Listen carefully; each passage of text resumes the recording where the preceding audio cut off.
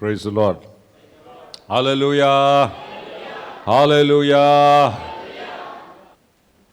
ದೇವರ ಸ್ತೋತ್ರ. ಕರ್ತನು ನಮ್ಮನ್ನು ಬಿಡುಗಡೆ ಮಾಡಿದ್ದಾನೆ ಪ್ರಿಯರೇ. ಆಮೆನ್. ಸುವಾರ್ತೆಗಾಗಿ ದೇವರಿಗೆ ಸ್ತೋತ್ರ. ರೈಟ್. ಕಳೆದ ವಾರ ಯಾರ್ಯಾರು ಹೇಳ್ತೀರಿ ದೇವರು ನಾನು ಸ್ವಸ್ಥತೆ ಹೊಂದಿಕೊಂಡೆ ಅಂತ ಹೇಳುವವರು ಎಷ್ಟು ಜನ ಇದ್ದೀರಿ? ಕಳೆದ ವಾರ ಕೈ ಎತ್ತಿ ತೋರಿಸಿ. ರೈಟ್. ಎಷ್ಟೊಂದು ಜನ ಸಾಕ್ಷಿ ಹೇಳಿದ್ರು. ಓಕೆ, ದೇವ್ರ ಸ್ತೋತ್ರ. ನಾನು ನಂಬ್ತೇನೆ ನಿಮ್ಮ ಜೀವಿತದಲ್ಲಿ ನೀವು ವ್ಯತ್ಯಾಸ ನೋಡ್ತಾ ಇದ್ದೀರಿ, ದೇಹದಲ್ಲಿ. ರೈಟ್. ಮುಂದುವರಿಯುವಂಥದ್ದಾಗಿದೆ. ಅವ್ರು ಮಾತ್ರ ಅಲ್ಲ, ಎರಡು ವಿಷಯಗಳು ಪ್ರಿಯರೇ.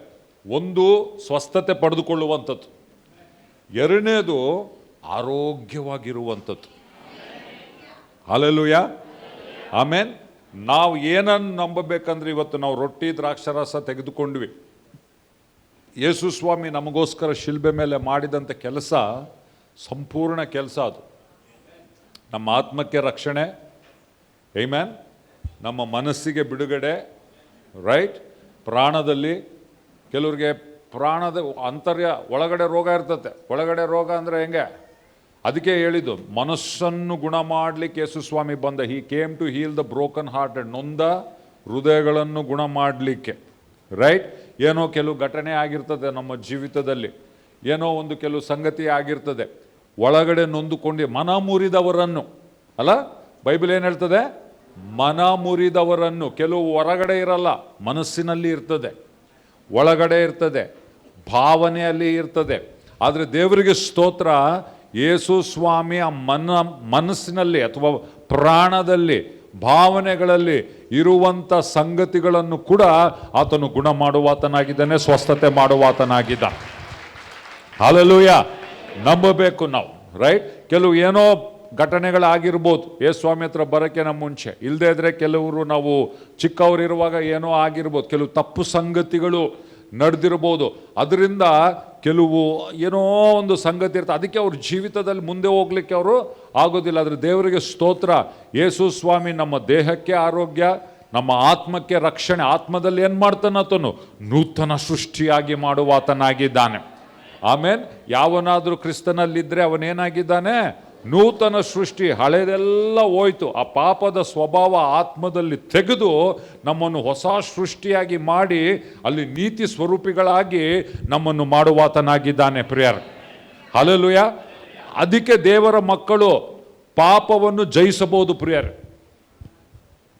ನಾವು ಅನ್ಕೊಳ್ತೀವಿ, ಭಾಳ ಜನ ಅನ್ಕೊಳ್ತಾರೆ ಕ್ರೈಸ್ತ ಜೀವಿತ ಅಂದರೆ ಪಾಪ ಮಾಡೋದು, ಬೀಳೋದು, ಮತ್ತೆ ಬರೋದು, ಕ್ಷಮೆ ಅನ್ನೋದು, ಮತ್ತೆ ಅದೇ ಪಾಪದಾಗ ಬೀಳೋದು, ಮತ್ತೆ ಕ್ಷಮೆ, ಮತ್ತೆ ಅದೇ ಪಾಪ. ನೋ.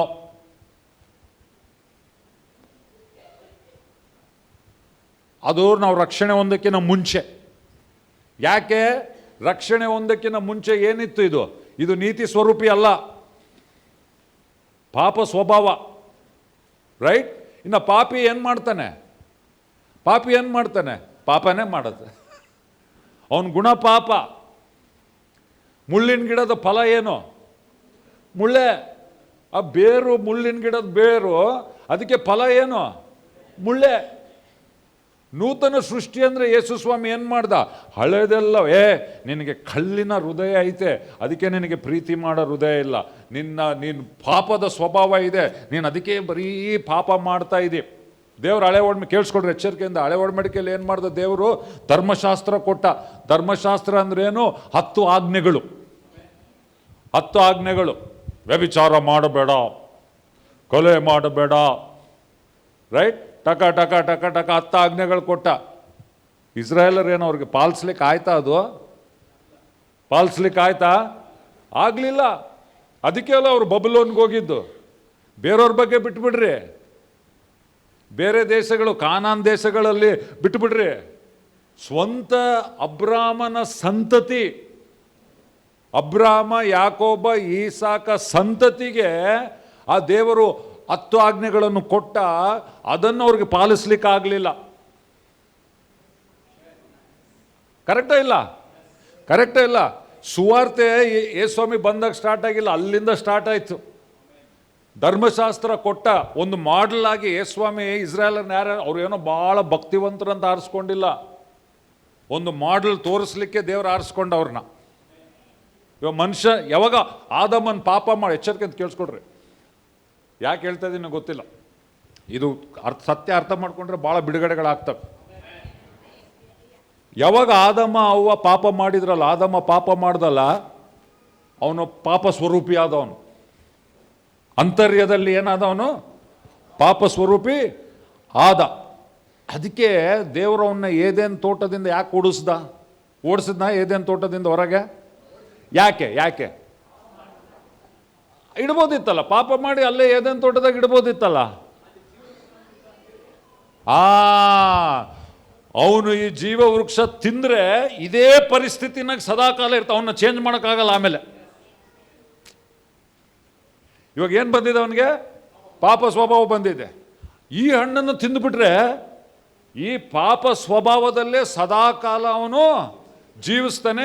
ಈ ಸ್ಥಿತಿಯಲ್ಲಿ, ಈ ಪರಿಸ್ಥಿತಿಯಲ್ಲಿ, ಅಂದರೆ ಪಾಪದ ಸ್ಥಿತಿಯಲ್ಲಿ ಇವನು ಈ ಹಣ್ಣು ತಿನ್ನಬಾರ್ದು. ಅದಕ್ಕೆ ದೇವದೂತರನಲ್ಲಿ ಕಾವಲಿರಿಸಿದ, ಯಾರು ಅಲ್ಲಿ ಬರಬಾರ್ದು. ಯಾಕೆ ಗೊತ್ತಾ? ಇಲ್ಲ, ನಾನು ಇವನಿಗೊಂದು ವಿಮೋಚನೆ, ಒಂದು ಪ್ಲ್ಯಾನ್ ಮಾಡೀನಿ. ಆ ಸ್ಥಿತಿಯು ಚೇಂಜ್ ಆಗಬೇಕು, ಹೋಗಬೇಕು. ಅದು ಹೆಂಗೆ? ಏದೇನ್ ತೋಟದಲ್ಲೇ, ಎಚ್ಚರಿಕೆಯಿಂದ ಕೇಳಿಸ್ಕೊಡ್ರಿ, ಏದೇನ್ ತೋಟದಲ್ಲಿಯೇ ಸ್ತ್ರೀಯ ಸಂತಾನ ಬರ್ತಾನೆ. ಸೈತಾನನೇ, ಸರ್ಪವೇ, ನಿನ್ನ ತಲೆನ ಆತನು ಜಜ್ಜುತ್ತಾನೆ. ಆಮೇನ್. ಇವತ್ತು ನಾವೇನು ರೊಟ್ಟಿ ದ್ರಾಕ್ಷಾರಸ ತಗೊಂಡ್ವಲ್ಲ, ಅದನ್ನೇ ನಾವು ನೆನ್ಪು ಮಾಡ್ಕೊತಿರೋದು. ಶಿಲುಬೆ ಮೇಲೆ ನೀನಾತ ನಿಮ್ಮಡಿಯನ್ನು ಕಡಿಯುತ್ತಿ. ಆಮೇನ್. ಶಿಲುಬೆ ಮೇಲೆ ಯೇಸುಸ್ವಾಮಿ ಏನಾದ? ನಮ್ಮ ಪಾಪವನ್ನು ತೆಗೆದುಕೊಂಡ. ರೈಟ್. ಆದರೆ ಆ ಸಾವಿನ ಮುಖಾಂತರ, ಮರಣದ ಮುಖಾಂತರ, ಮರಣದ ಅಧಿಪತಿಯಾಗಿರುವ ಸೈತಾನನನ್ನು ಆತನು ಸೋಲಿಸಿದ. ಆ 3 ದಿನ ಏನಾಯ್ತು ಗೊತ್ತಾ? ಹೋದ ಯೇಸುಸ್ವಾಮಿ, ಎಲ್ಲಿದಿ ಮರಣ, ಬಾ. ಸೈತಾನ, ಎಲ್ಲಿದಿ, ಬಾ, ನೀನಿದ್ದಲ್ಲಿ ನಾನು ಬರ್ತೀನಿ. ಅಲ್ಲೊಂದು ತಲೆ ಜಜ್ಜಿದ. ಸೈತಾನ್ ಭಾಳ ಖುಷಿಪಟ್ಟ, ನಿಮ್ಮಡಿ ಕಚ್ಚಿದೆ. ಯೇಸುಸ್ವಾಮಿ ಏನು ಮಾಡ್ದ? ಅವನ ತಲೆ ಜಜ್ಜಿದ. ಪುನರುತ್ಥಾನನಾಗಿ ಎದ್ದನು. ಆಮೆನ್. ಅದಕ್ಕೆ ಹಾಡಾಡ್ತೇವೆ, ಎದ್ದನಲ್ಲ ಯೇಸು ರಾಜನಿವ, ಕರ್ತನ ಅಧಿಕಾರ ನಿರೂಪಿಸಲು, ದೇವರಾಜ್ಯ ನಮ್ಮಲ್ಲಿ ಸ್ಥಾಪಿಸಲು. ಆಮೇನ್. ಇವಾಗ ಎದ್ದು ಬಂದ ಯೇಸು ಸ್ವಾಮಿ. ಓಕೆ, ಅಷ್ಟುವರೆಗೆ ಅದಾಗವರೆಗೆ ಈ ಇಸ್ರಾಯೇಲರ್ನ ಏನು ಮಾಡ್ದ? ಒಂದು ಮಾಡೆಲ್ ಥರ, ಬಾ ನಿನ್ನನ್ನು ಆರಿಸ್ಕೊಳ್ತೀನಿ, ನೀವು ನೀತಿವಂತರು ಅನ್ಕೊಂತೀರಲ್ಲ, ನೀವು ಪರಿಶುದ್ಧರು ಅನ್ಕೊಂತೀರಲ್ಲ, ಇವಾಗ ಮಾಡ್ರಿ ಈ 10 ಆಜ್ಞೆಗಳು. ಪಾಲಿಸ್ಲಿಕ್ಕೆ ಆಗಿಲ್ಲ ಅವ್ರಿಗೆ. ಅದೇ ಧರ್ಮಶಾಸ್ತ್ರ. ಅದಕ್ಕೆ ಹಳೆ ಒಡಂಬಡಿಕೆ ದೇವರೇ ಕೊಟ್ಟಿದ್ದು. ಯಾಕೆ ಕೊಟ್ಟ ಅಂತಂದರೆ ನಿರೂಪಿಸ್ಲಿಕ್ಕೆ, ಪ್ರೂವ್ ಮಾಡಲಿಕ್ಕೆ. ಏನಂದರೆ, ಮನುಷ್ಯನೇ ನೀನು ಪಾಪ ಸ್ವಭಾವಿ, ನಿನ್ನ ಗುಣ ಕೆಟ್ಟದು, ನಿನ್ನ ಗುಣನೇ ಪಾಪಿ, ನಿನ್ನೆಲ್ಲ ಸೈತಾನ ಸ್ವಭಾವ ಇದೆ. ಈ ಆಜ್ಞೆಗಳು ನೀನು ಅನ್ಕೊಂತಿ ಪಾಲಿಸ್ಬೋದಂತ, ನಿನ್ನ ಸ್ವಭಾವನೇ ಕೆಟ್ಟದಿರುವಾಗ ಇದು ಒಳ್ಳೇದಾದರೂ ಕೂಡ ಇದು ನಿನ್ನ ಕೈಯಲ್ಲಿ ಪಾಲಿಸೋಕ್ಕಾಗಲ್ಲ. ನಿನ್ನ ಕೈಯಲ್ಲಿ ಪಾಲಿಸೋಕ್ಕೆ ಆಗಲ್ಲ. ಅದಕ್ಕೆ ಪೌಲನು ಹೇಳ್ತಾನೆ, ಧರ್ಮಶಾಸ್ತ್ರವು ಆತ್ಮಿಕವಾದದ್ದು, ಆದರೆ ನಾನು ಪಾಪಕ್ಕೆ ಮಾರಲ್ಪಟ್ಟಿದ್ದೇನೆ, ಪಾಪಕ್ಕೆ ಅಧೀನ ಆಗಿದ್ದೇನೆ. ನಾನು ಏನು ಮಾಡ್ಬೇಕು ಅನ್ಕೊಂತೀನಿ, ಆಗಲ್ಲ. ಏನು ಮಾಡಬಾರ್ದು ಅನ್ಕೊಂತೀನಿ, ಅದು ನಾನು ಮಾಡ್ತೀನಿ. ಅಂದರೆ ಪೌಲನ್ ರಕ್ಷಣೆ ಹೊಂದಿದ್ದ ಮಾತಲ್ಲ ಅದು. ಧರ್ಮಶಾಸ್ತ್ರದ ಕೆಳಗೆ ಇರುವಂಥ, ರಕ್ಷಣೆ ಹೊಂದದೇ ಇರುವಂಥ ವ್ಯಕ್ತಿಯ ಮಾತುಗಳದು. ಭಾಳ ಜನ ಅದನ್ನು ತಪ್ಪರ್ಥ ಮಾಡ್ಕೊಂಡಿದ್ದಾರೆ ಕ್ರೈಸ್ತರು. ಅದು ಅಂದ್ಕೊಳ್ತಾರೆ, ನೀವು ನೂತನ ಸೃಷ್ಟಿಯಾದ ವ್ಯಕ್ತಿ, ಆತ್ಮಭರಿತನಾದ ವ್ಯಕ್ತಿ ಹೇಳುವ ಮಾತಲ್ಲ ಅದು. ಅದು ಯೇಸು ಸ್ವಾಮಿನ ಅಂಗೀಕರಿಸ್ಕೊಳ್ಳೋ ಮುಂಚೆ ಧರ್ಮಶಾಸ್ತ್ರದ ಆಧೀನ ಕೆಳಗಡೆ ಇರುವಂಥ ವ್ಯಕ್ತಿಯ ಪರಿಸ್ಥಿತಿ ಅದು. ಧರ್ಮಶಾಸ್ತ್ರ ಒಳ್ಳೇದು ಹೇಳ್ತದೆ, ಇದನ್ನು ಮಾಡಬೇಕು ಅಂತ ನಾನು ಪ್ರಯತ್ನ ಮಾಡ್ತೀನಿ. ಆದರೆ ಮಾಡೋಕ್ಕೆ ಹೋದಾಗ ನನ್ನ ಸ್ವಭಾವವೇ ಕೆಟ್ಟದಾಗಿರುವುದರಿಂದ ನಾನು ಆ ಒಳ್ಳೆ ನೀತಿ ಫಲವನ್ನು ಕೊಡಲಿಕ್ಕೆ ಆಗಲ್ಲ. ಅವಾಗ ಅವನು ಗೋಳಾಡ್ತಾ ಇದ್ದಾನೆ, ಅಯ್ಯೋ ನನ್ನ ಗತಿ, ನನ್ನನ್ನು ಯಾರು ಇದರಿಂದ ಬಿಡಿಸ್ತಾರೆ ಅಂತೇಳಿ ಅವನೇ ಉತ್ತರ ಕೊಡ್ತಾನೆ, ದೇವರಿಗೆ ಸ್ತೋತ್ರ, ಕರ್ತನಾಗಿರುವ ಯೇಸು ಕ್ರಿಸ್ತನ ಮುಖಾಂತರ. ಏನು ಮಾಡಿದೆ ಯೇಸು ಸ್ವಾಮಿ? ಅದೇ ಧರ್ಮಶಾಸ್ತ್ರದ ಆದಿನ ಕೆಳಗಡೆ ಬಂದ. ಧರ್ಮಶಾಸ್ತ್ರವನ್ನು ಏನು ಮಾಡ್ದ ಯೇಸು ಸ್ವಾಮಿ? ಪಾಲಿಸಿದ. ಇವಾಗ ಒಬ್ಬ ವ್ಯಕ್ತಿ ಇದ್ದಾನೆ. ಎಂಥ ವ್ಯಕ್ತಿ? ಧರ್ಮಶಾಸ್ತ್ರವನ್ನೆಲ್ಲ 100% ಪಾಲಿಸಿದಂಥ ವ್ಯಕ್ತಿ ಇದ್ದಾನೆ. ಹಲ್ಲೆಲೂಯಾ. ಯಾಕೆ? ಯೇಸು ಸ್ವಾಮಿಯಲ್ಲಿ ಪಾಪ ಸ್ವಭಾವ ಇರಲಿಲ್ಲ. ಅದಕ್ಕೆ ಆತನ ಜನ್ಮ ಅದು ವಿಶೇಷವಾಗಿತ್ತು. ಪಾಪ ಸ್ವಭಾವ ಇರಲಿಲ್ಲ. ಇವಾಗ ಧರ್ಮಶಾಸ್ತ್ರವನ್ನು ಏನು ಮಾಡ್ದ? ಪಾಲಿಸ್ದ. ಪಾಲಿಸಿ ಇವಾಗ ಏನು ಮಾಡ್ದ? ನಮ್ಮೆಲ್ಲರ ಪರವಾಗಿ ಆ ಶಿಕ್ಷೆ ಹೊತ್ತುಕೊಂಡು ಶಿಲ್ಬೆ ಮೇಲೆ ಸತ್ತು ಉಣಲ್ಪಟ್ಟು ಸೈತಾನನನ್ನು ಜಜ್ಜಿ ಪುನರುತ್ಥಾನನಾಗಿ ಎದ್ದ. ಆಮೇನ್. ಸುವಾರ್ತೆ ಏನು ಗೊತ್ತಾ? ಇವತ್ತು ಹೇಳ್ತಾನೆ, ನಾನು ಮಾಡಿ ಮುಗಿಸಿದ್ದೀನಿ ನಿಮ್ಮ ಪರವಾಗಿ. ನೀವೇನು ಮಾಡ್ರಿ, ನಾನು ನಿಮಗೋಸ್ಕರ ಮಾಡಿದಂತ ನೀವು ನಂಬ್ರಿ. ನಾವು ನಂಬ್ತೀವಿ. ಸುವಾರ್ತೆ ಕೇಳಿದ್ವಿ, ನಾವು ನಂಬ್ತೀವಿ. ನಂಬಿದ್ರೆ ಏನಾಗ್ತದೆ ಗೊತ್ತಾ? ಯಾರ್ಯಾರು ಆತನನ್ನು ಅಂಗೀಕರಿಸಿದರೋ ಅವರಿಗೆ ದೇವರ ಮಕ್ಕಳಾಗುವ ಅಧಿಕಾರ ಕೊಟ್ಟಿದ್ದಾನೆ. ಅಂದರೆ ಏನಾಗ್ತದಲ್ಲಿ? ಯಾವನಾದರೂ ಕ್ರಿಸ್ತನಲ್ಲಿದ್ದರೆ ಇಲ್ಲಿ ಒಳಗಡೆ ಏನೋ ಚೇಂಜ್ ಆಗ್ತದೆ. ಅವನು ನೂತನ ಸೃಷ್ಟಿ. ಹಳೆ ಸೃಷ್ಟಿಗೆ ಅದು ಪಾಲಿಸೋಕ್ಕಾಗಲ್ಲ. ಆದರೆ ಕ್ರಿಸ್ತನಲ್ಲಿ ನೂತನ ಸೃಷ್ಟಿ. ಹಳೆ ಸ್ವಭಾವ ತೆಗೆದು ಹೊಸದಾಕಿ ಹಳೆದೆಲ್ಲ ಹೋಯ್ತು, ಎಲ್ಲವೂ ಹೊಸ ಆಯಿತು. ಈ ನೂತನ ಸೃಷ್ಟಿಯಲ್ಲಿ ಪಾಪ ಸ್ವಭಾವ ಇಲ್ಲ. ಈ ನೂತನ ಸೃಷ್ಟಿಯಲ್ಲಿ ನೀತಿ ಸ್ವರೂಪಿಯಾಗಿ ದೇವರು ನಮ್ಮನ್ನು ಮಾಡಿದ್ದಾನೆ. ಇವತ್ತು ನಮ್ಮೊಳಗಡೆ ಏನಿದೆ? ನೀತಿ ಸ್ವರೂಪಿಗಳು ನಾವು. ನೀತಿ ಸ್ವರೂಪಿಗಳು ನಾವು ಆಗಿರೋದ್ರಿಂದ ನಾವು ಪಾಪದ ದಾಸರು ಅಲ್ಲ, ನೀತಿಯ ದಾಸರಾಗಿದ್ದೇವೆ. ಪಾಪದ ದಾಸರಂದ್ರೆ ಅರ್ಥ ಏನೋ? ಪಾಪ ನಮ್ಮನ್ನು ಆಳ್ತದ, ಪಾಪ ಹೇಳ್ದಂಗೆ ಕೇಳ್ಬೇಕು, ನಾವು ಸುಮ್ಮನೆ ಮುಚ್ಕೊಂಡು ಕೇಳ್ಬೇಕು. ಆದರೆ ನೀತಿಯ ದಾಸರಂದ್ರೆ ನೀತಿ ಕೆಟ್ಟದ್ದು ಮಾಡಿಸ್ತದ, ಒಳ್ಳೇದು ಮಾಡಿಸ್ತದ? ಇವತ್ತು ನಮ್ಮನ್ನು ಕಂಟ್ರೋಲ್ ಮಾಡೋದು ಪಾಪ ಅಲ್ಲ, ಯಾವುದು? ದೇವರ ನೀತಿ. ಅದಕ್ಕೆ ಕ್ರೈಸ್ತವನು ಪದೇ ಪದೇ ಇವತ್ತು ಮತ್ತೆ ಪಾಪ, ಸಮಯ ಕೇಳಿ, ಮತ್ತೆ ನಾಳೆ ಪಾಪ. ತಪ್ಪೋದು. ಸೈತಾನ ನಿಮಗೆ ಸುಳ್ಳು ಹೇಳಿದ್ದಾನೆ. ಆಮೇನ್. ಯಾರಾದರೂ ರೋಮ 6:14 ಹೋದ್ರಿ? ರೋಮಪುರದ ಬರೆದ ಪತ್ರಿಕೆ 6ನೇ ಅಧ್ಯಾಯ 14. ಸಂಪೂರ್ಣ ಬಿಡುಗಡೆಯ ಜೀವನ, ಕ್ರಿಸ್ತ ಜೀವನ. ಪಾಪದಿಂದ, ಶಾಪದಿಂದ, ರೋಗದಿಂದ, ಸೈತಾನ ಶಕ್ತಿಯಿಂದ, ಮಾಟಮಂತ್ರದ ಶಕ್ತಿಗಳಿಂದ. ರೋಮ 6:14 ಏನು ಹೇಳ್ತದೆ? ಯಾಕಂದರೆ ಪಾಪವು ನಿಮ್ಮ ಮೇಲೆ ಅಧಿಕಾರ ನಡೆಸದು. ಎಲ್ಲರೂ ಹೇಳ್ರಿ. ಯಾಕಂದರೆ ಪಾಪವು ನನ್ನ ಮೇಲೆ ಅಧಿಕಾರ ನಡೆಸದು. ಹೇಳ್ರಿ ನನ್ನ ಸಂಗಡ. ಯಾಕಂದರೆ ಪಾಪವು ನನ್ನ ಮೇಲೆ ಅಧಿಕಾರ ನಡೆಸದು. ನೋಡ್ರಿ, ಸ್ಪಷ್ಟವಾಗಿದೆ. ಯಾವ್ದು ಅಧಿಕಾರ ನಡೆಸಲ್ಲಂತೆ? ಪಾಪ. ಇದು ಹೊಸ ಒಡಂಬಡಿಕೆ. ಯಾಕೆ ನಡೆಸಲ್ಲಂತೆ? ಮುಂದೆ ನೋಡ್ರಿ. ನೀವು ಧರ್ಮಶಾಸ್ತ್ರಕ್ಕೆ ಅಧೀನರು ಅಲ್ಲ. ಧರ್ಮಶಾಸ್ತ್ರಕ್ಕೆ ಅಧೀನರಾದವ್ರಿಗೆ ಪಾಪ ಅಧಿಕಾರ ನಡೆಸ್ತದಂತೆ. ನಾನು ಏನು ಮಾಡ್ಬೇಕು ಅನ್ಕೊಂತೀನೋ ಮಾಡಲ್ಲ, ಏನು ಮಾಡಬಾರ್ದು ಅನ್ಕೊಂತೀನೋ ಅದು ಮಾಡೋಕ್ಕಾಗಲ್ಲ. ಬಟ್ ನಮಗೇನಾಗ್ತದೆ? ಯಾಕೆ? ಧರ್ಮಶಾಸ್ತ್ರಕ್ಕೆ ಅಧೀನರಲ್ಲ, ಕೃಪೆಗೆ ಅಧೀನರಾಗಿದ್ದೀರಷ್ಟೇ. ಕೃಪೆಗೆ ಅಧೀನರಾಗಿರುವಂಥ ನಿಜವಾದ ಅರ್ಥ ಏನು ಗೊತ್ತಾ? ಪಾಪವು ನಿಮ್ಮನ್ನು ಆಳುವುದಿಲ್ಲ. ಭಾಳ ಜನ ಇದನ್ನು ಉಲ್ಟಾ ಅರ್ಥ ಮಾಡ್ಕೊಂಡಾರೆ. ಹಳೆ ಒಡಂಬಡಿಕೆಯಲ್ಲಿ ಕೃಪೆ ಇಲ್ಲ, ಇವಾಗ ಕೃಪೆ ಇದೆ. ಕೃಪೆ ಅಂದರೆ ಪಾಪ ಮಾಡ್ಬೋದು. ಸ್ವಾಮಿ ನಿನ್ನ ಕೃಪೆ, ನಾನು ಸ್ವಾಮಿ ಕೃಪೆ, ಮತ್ತೆ ಪಾಪ ಮಾಡ್ಬೋದು. ಸ್ವಾಮಿ ಯಾರು ಹೇಳಿದ್ದು? ತಪ್ಪು ಬೋಧನೆ ಅದು. ಕೃಪೆ ಪಾಪವನ್ನು ಆಳುವುದಕ್ಕೆ ಶಕ್ತಿ ಕೊಡ್ತದೆ, ಬಲ ಕೊಡ್ತದೆ ನಿನಗೆ. ಆಮೇನ್. ಕೃಪೆ ಅಂದರೆ ಯಾರು? ವ್ಯಕ್ತಿ, ಯೇಸು ಸ್ವಾಮಿ. ಹಲ್ಲೆಲೂಯಾ. ಕೃಪೆ ಅನ್ನುವಂಥ ವ್ಯಕ್ತಿಯನ್ನು ಯಾವಾಗ ಜಕ್ಕಾಯ ಭೇಟಿಯಾದ, ಕಂಡುಕೊಂಡ, ಮನೆಗೆ ಕರ್ಕೊಂಡ, ಅವನ ಜೀವಿತದಲ್ಲಿ ಕರ್ಕೊಂಡ, ಏನಾಯ್ತು? ಇನ್ನ ಕಸ್ಕೊಂಡ? ಇಲ್ಲ, ನಂದು ಇದೇ ಸ್ವಭಾವ, ನಾನು ಹಿಂಗೆ ಕಸ್ಕೊಂತ ಇರ್ತೀನಿ, ಮೋಸ ಮಾಡ್ತಾನೆ ಇರ್ತೀನಿ, ಸುಳ್ಳು ಹೇಳ್ತಾನೆ ಇರ್ತೀನಿ ಹೇಳಿದ್ನ? ಇಲ್ಲ. ಕೃಪೆ ಯಾವಾಗ ಯೇಸು ಸ್ವಾಮಿಯ ಕೃಪೆ ನಿನ್ನ ಜೀವಿತದಲ್ಲಿ ಬರ್ತದೆ, ಪಾಪದ ಶಕ್ತಿ ಮುರಿಯಲ್ಪಟ್ಟು ಅದರ ಬಂಧನದಿಂದ ಯೇಸು ಸ್ವಾಮಿ ನಿನ್ನನ್ನು ಮುರಿದು ನಿನಗೆ ನೀತಿ ಸ್ವರೂಪನಾಗಿ ಮಾಡಿ ಇವತ್ತು ನೀನು ಪಾಪಕ್ಕೆ ಈ ದಾಸನಲ್ಲ ನೀತಿಗೆ ದಾಸನಾಗಿರುವ ಕಾರಣದಿಂದ ಕಸಿದುಕೊಳ್ಳುವಂಥ ಜಕ್ಕಾಯ, ಕೊಡುವಂಥ ಜಕ್ಕಾಯ ಆಗಿ ಆತನು ಮಾರ್ಪಾಟು ಹೊಂದನು ಪ್ರಿಯರೇ. ಆಮೇನ್. ಇಷ್ಟೆಲ್ಲ ಇದ್ರೂ ನೀನು ಪಾಪ ಮಾಡ್ತಿದ್ರೆ ನೀನು ಪಾಪ ಇಷ್ಟ ನಿನಗೆ. ಅದಕ್ಕೆ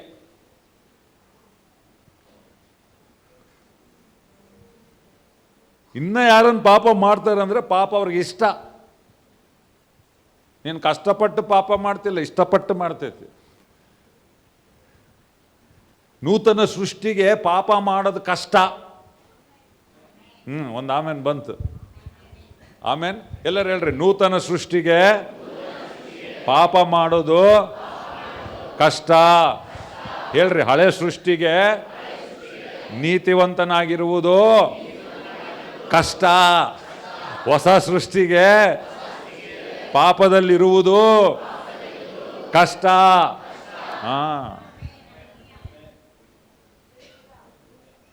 ಹಲ್ಲೆಲೂಯ, ಹಲ್ಲೆಲೂಯ. ಅದು ಅರ್ಥ ಮಾಡ್ಕೊಳ್ಬೇಕು. ನಾವು ಯಾಕೆ ಪಾಪ ಮಾಡ್ತೀವಿ ಅಂದರೆ ಬಿಟ್ಬಿಡ್ತೀವಿ. ನಾವು ಇಷ್ಟ ಬಂದಂಗೆ ನೋಡೋದು, ಏನು ಬೇಕೋ ನೋಡೋದು, ಏನು ಬೇಕೋ ಆಲೋಚನೆ ಮಾಡೋದು, ಏನು ಬೇಕೋ ಮಾತಾಡೋದು, ಯಾರ ಜೊತೆಗೋ ಸಹವಾಸ ಮಾಡೋದು, ಅದಕ್ಕೆ ನೀನು ಪಾಪ ಮಾಡ್ತೀವಿ. ಆಮೆನ್. ನೀತಿಯ ಸ್ವಭಾವ ನಮ್ಮ ಒಳಗಿಟ್ಟಿದ್ದಾನೆ. ಅದ್ರ ಸ್ವರ ನಾವು ಕೇಳಿಕೊಂಡು ನಾವು ನಡೆಯುವುದಾದರೆ ಪ್ರಿಯರೇ, ದೇವರು ನಮ್ಮನ್ನು ಸಂಪೂರ್ಣವಾಗಿ ಬಿಡುಗಡೆ ಮಾಡಿದ್ದ. ಬರೀ ಪಾಪ ಕ್ಷಮಾಪಣೆ ಕೊಡಲಿಲ್ಲ ಯೇಸು ಸ್ವಾಮಿ. ಅರ್ಥ ಮಾಡಿಕೊಡ್ರಿ, ನಾನು ಹೇಳೋ ಸ್ಟೇಟ್ಮೆಂಟ್ ಒಂದೊಂದು ಸ್ಟೇಟ್ಮೆಂಟ್. ಬರೀ ಪಾಪ ಕ್ಷಮಾಪಣೆ ಕೊಡಲಿಲ್ಲ, ಪಾಪವನ್ನು ಆಳುವುದಕ್ಕೆ ಶಕ್ತಿಯನ್ನು ಕೊಟ್ಟಿದ್ದಾನೆ. ಅಂದರೆ ನೀನು ಪಾಪನೇ ಮಾಡಲ್ಲ, ಒಂದ್ಸರಿ ಯೇಸು ಸ್ವಾಮಿನ ಅಂಗೀಕರಿಸ್ಕೊಂಡ್ಮೇಲೆ ಅಂತ ನಾನು ಹೇಳ್ತಾ ಇಲ್ಲ. ಆದರೆ ಪದೇ ಪದೇ ಮಾಡಲ್ಲ, ಯಾವಾಗೋ ಒಂದ್ಸರಿ. ಇವಾಗ ನನ್ನ ಕೇಳ್ರಿ, ಪಾಸ್ಟ್ರೆ ನೀವು ಯಾವಾಗನ ಎಡವಿದ್ದೀರಾ? ಇಲ್ಲಿ ಎಷ್ಟು ಜನ ಎಡವಿದ್ದೀರಿ? ಎಡವಿದ್ದವ್ರು ಸ್ವಲ್ಪ ಕೈ ಎತ್ತಿ ತೋರಿಸ್ರಿ. ದೊಡ್ಡವರಾದ್ಮೇಲೆ ನೀವು ನಡೆಯುವಾಗ ಎಡವಿದ್ದೀರಿ. ಒಂದು ಪ್ರಶ್ನೆ ಕೇಳ್ತೀನಿ, ಯಾವಾಗ ಲಾಸ್ಟ್ ಎಡವಿದ್ದು ನೆನಪೈತಾ?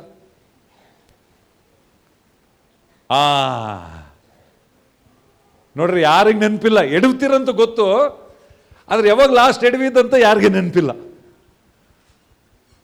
ಓಕೆ, ಎಷ್ಟು ಜನ ನಡೀತೀರಪ್ಪ? ನಡೀತೀರಾ? ಓಕೆ, ಇವಾಗ ಒಂದು ಪ್ರಶ್ನೆ ಕೇಳ್ತೀನಿ, ಯಾವಾಗ ನಡ್ಕೊಂಬಂದ್ರಿ ನೀವು ಲಾಸ್ಟು? ಯಾವಾಗ? ಇವಾಗ ಒಂದು ಅರ್ಧ ಗಂಟೆ ಮುಂಚೆ ಹಿಂಗೆ ನಾನು ನಡ್ಕೊಂಡು ಬಂದೀನಿ. ಹಿಂಗೆ ನಡೆಯೋದು ನೀನು ದಿನಾಲ್ ಮಾಡ್ತಿ. ನೀನು ಎಡವ್ತೀಯಾ? ಎಡವಿದೀಯಾ? ಯಾವಾಗ ಲಾಸ್ಟ್ ಎಡವಿದ್ದು? ನೆನಪಿಲ್ಲ. ಎಡವಿದಿ ಅಂತ ಗೊತ್ತು, ಅದು ಪದೇ ಪದೇ ಆಗ್ತಿದ್ರೆ ಇವಾಗ ಅರ್ಧ ಗಂಟೆ ಹಿಂದೆ ಎಡವಿದೆ, ನಿನ್ನೆ ಎಡವಿದೆ, ಮೊನ್ನೆ ಎಡವಿದೆ, ನಾನು ದಿನಾಲ್ ಎಡವ್ತೀನಿ. ನೀನು ದಿನಾಲ್ ಎಡವಿಲ್ಲ ನೀನು. ಅದು ಕ್ರೈಸ್ತ ಜೀವಿತ, ಅದು ಕ್ರೈಸ್ತ ಜೀವಿತ. ಹಲ್ಲೆಲೂಯ. ಪಾಪನೇ ಮಾಡಲ್ಲ ಅಂತಲ್ಲ, ಮಾಡ್ಬೋದು, ಯಾವಾಗೋ ರೇರ್, ಏಮೋ ಜಾರಿ. ಅದು ಕ್ರೈಸ್ತ ಜೀವಿತ. ಹಲ್ಲೆಲೂಯ.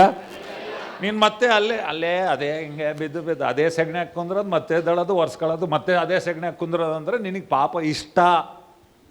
ಪಕ್ಕದಲ್ಲಿರೋರ್ಗೆ ಹೇಳ್ರಿ, ಶೇಕ್ ಹ್ಯಾಂಡ್ ಕೊಟ್ಟು ಹೇಳ್ರಿ, ಪಾಪವು ನಮ್ಮನ್ನು ಆಳುವುದಿಲ್ಲ.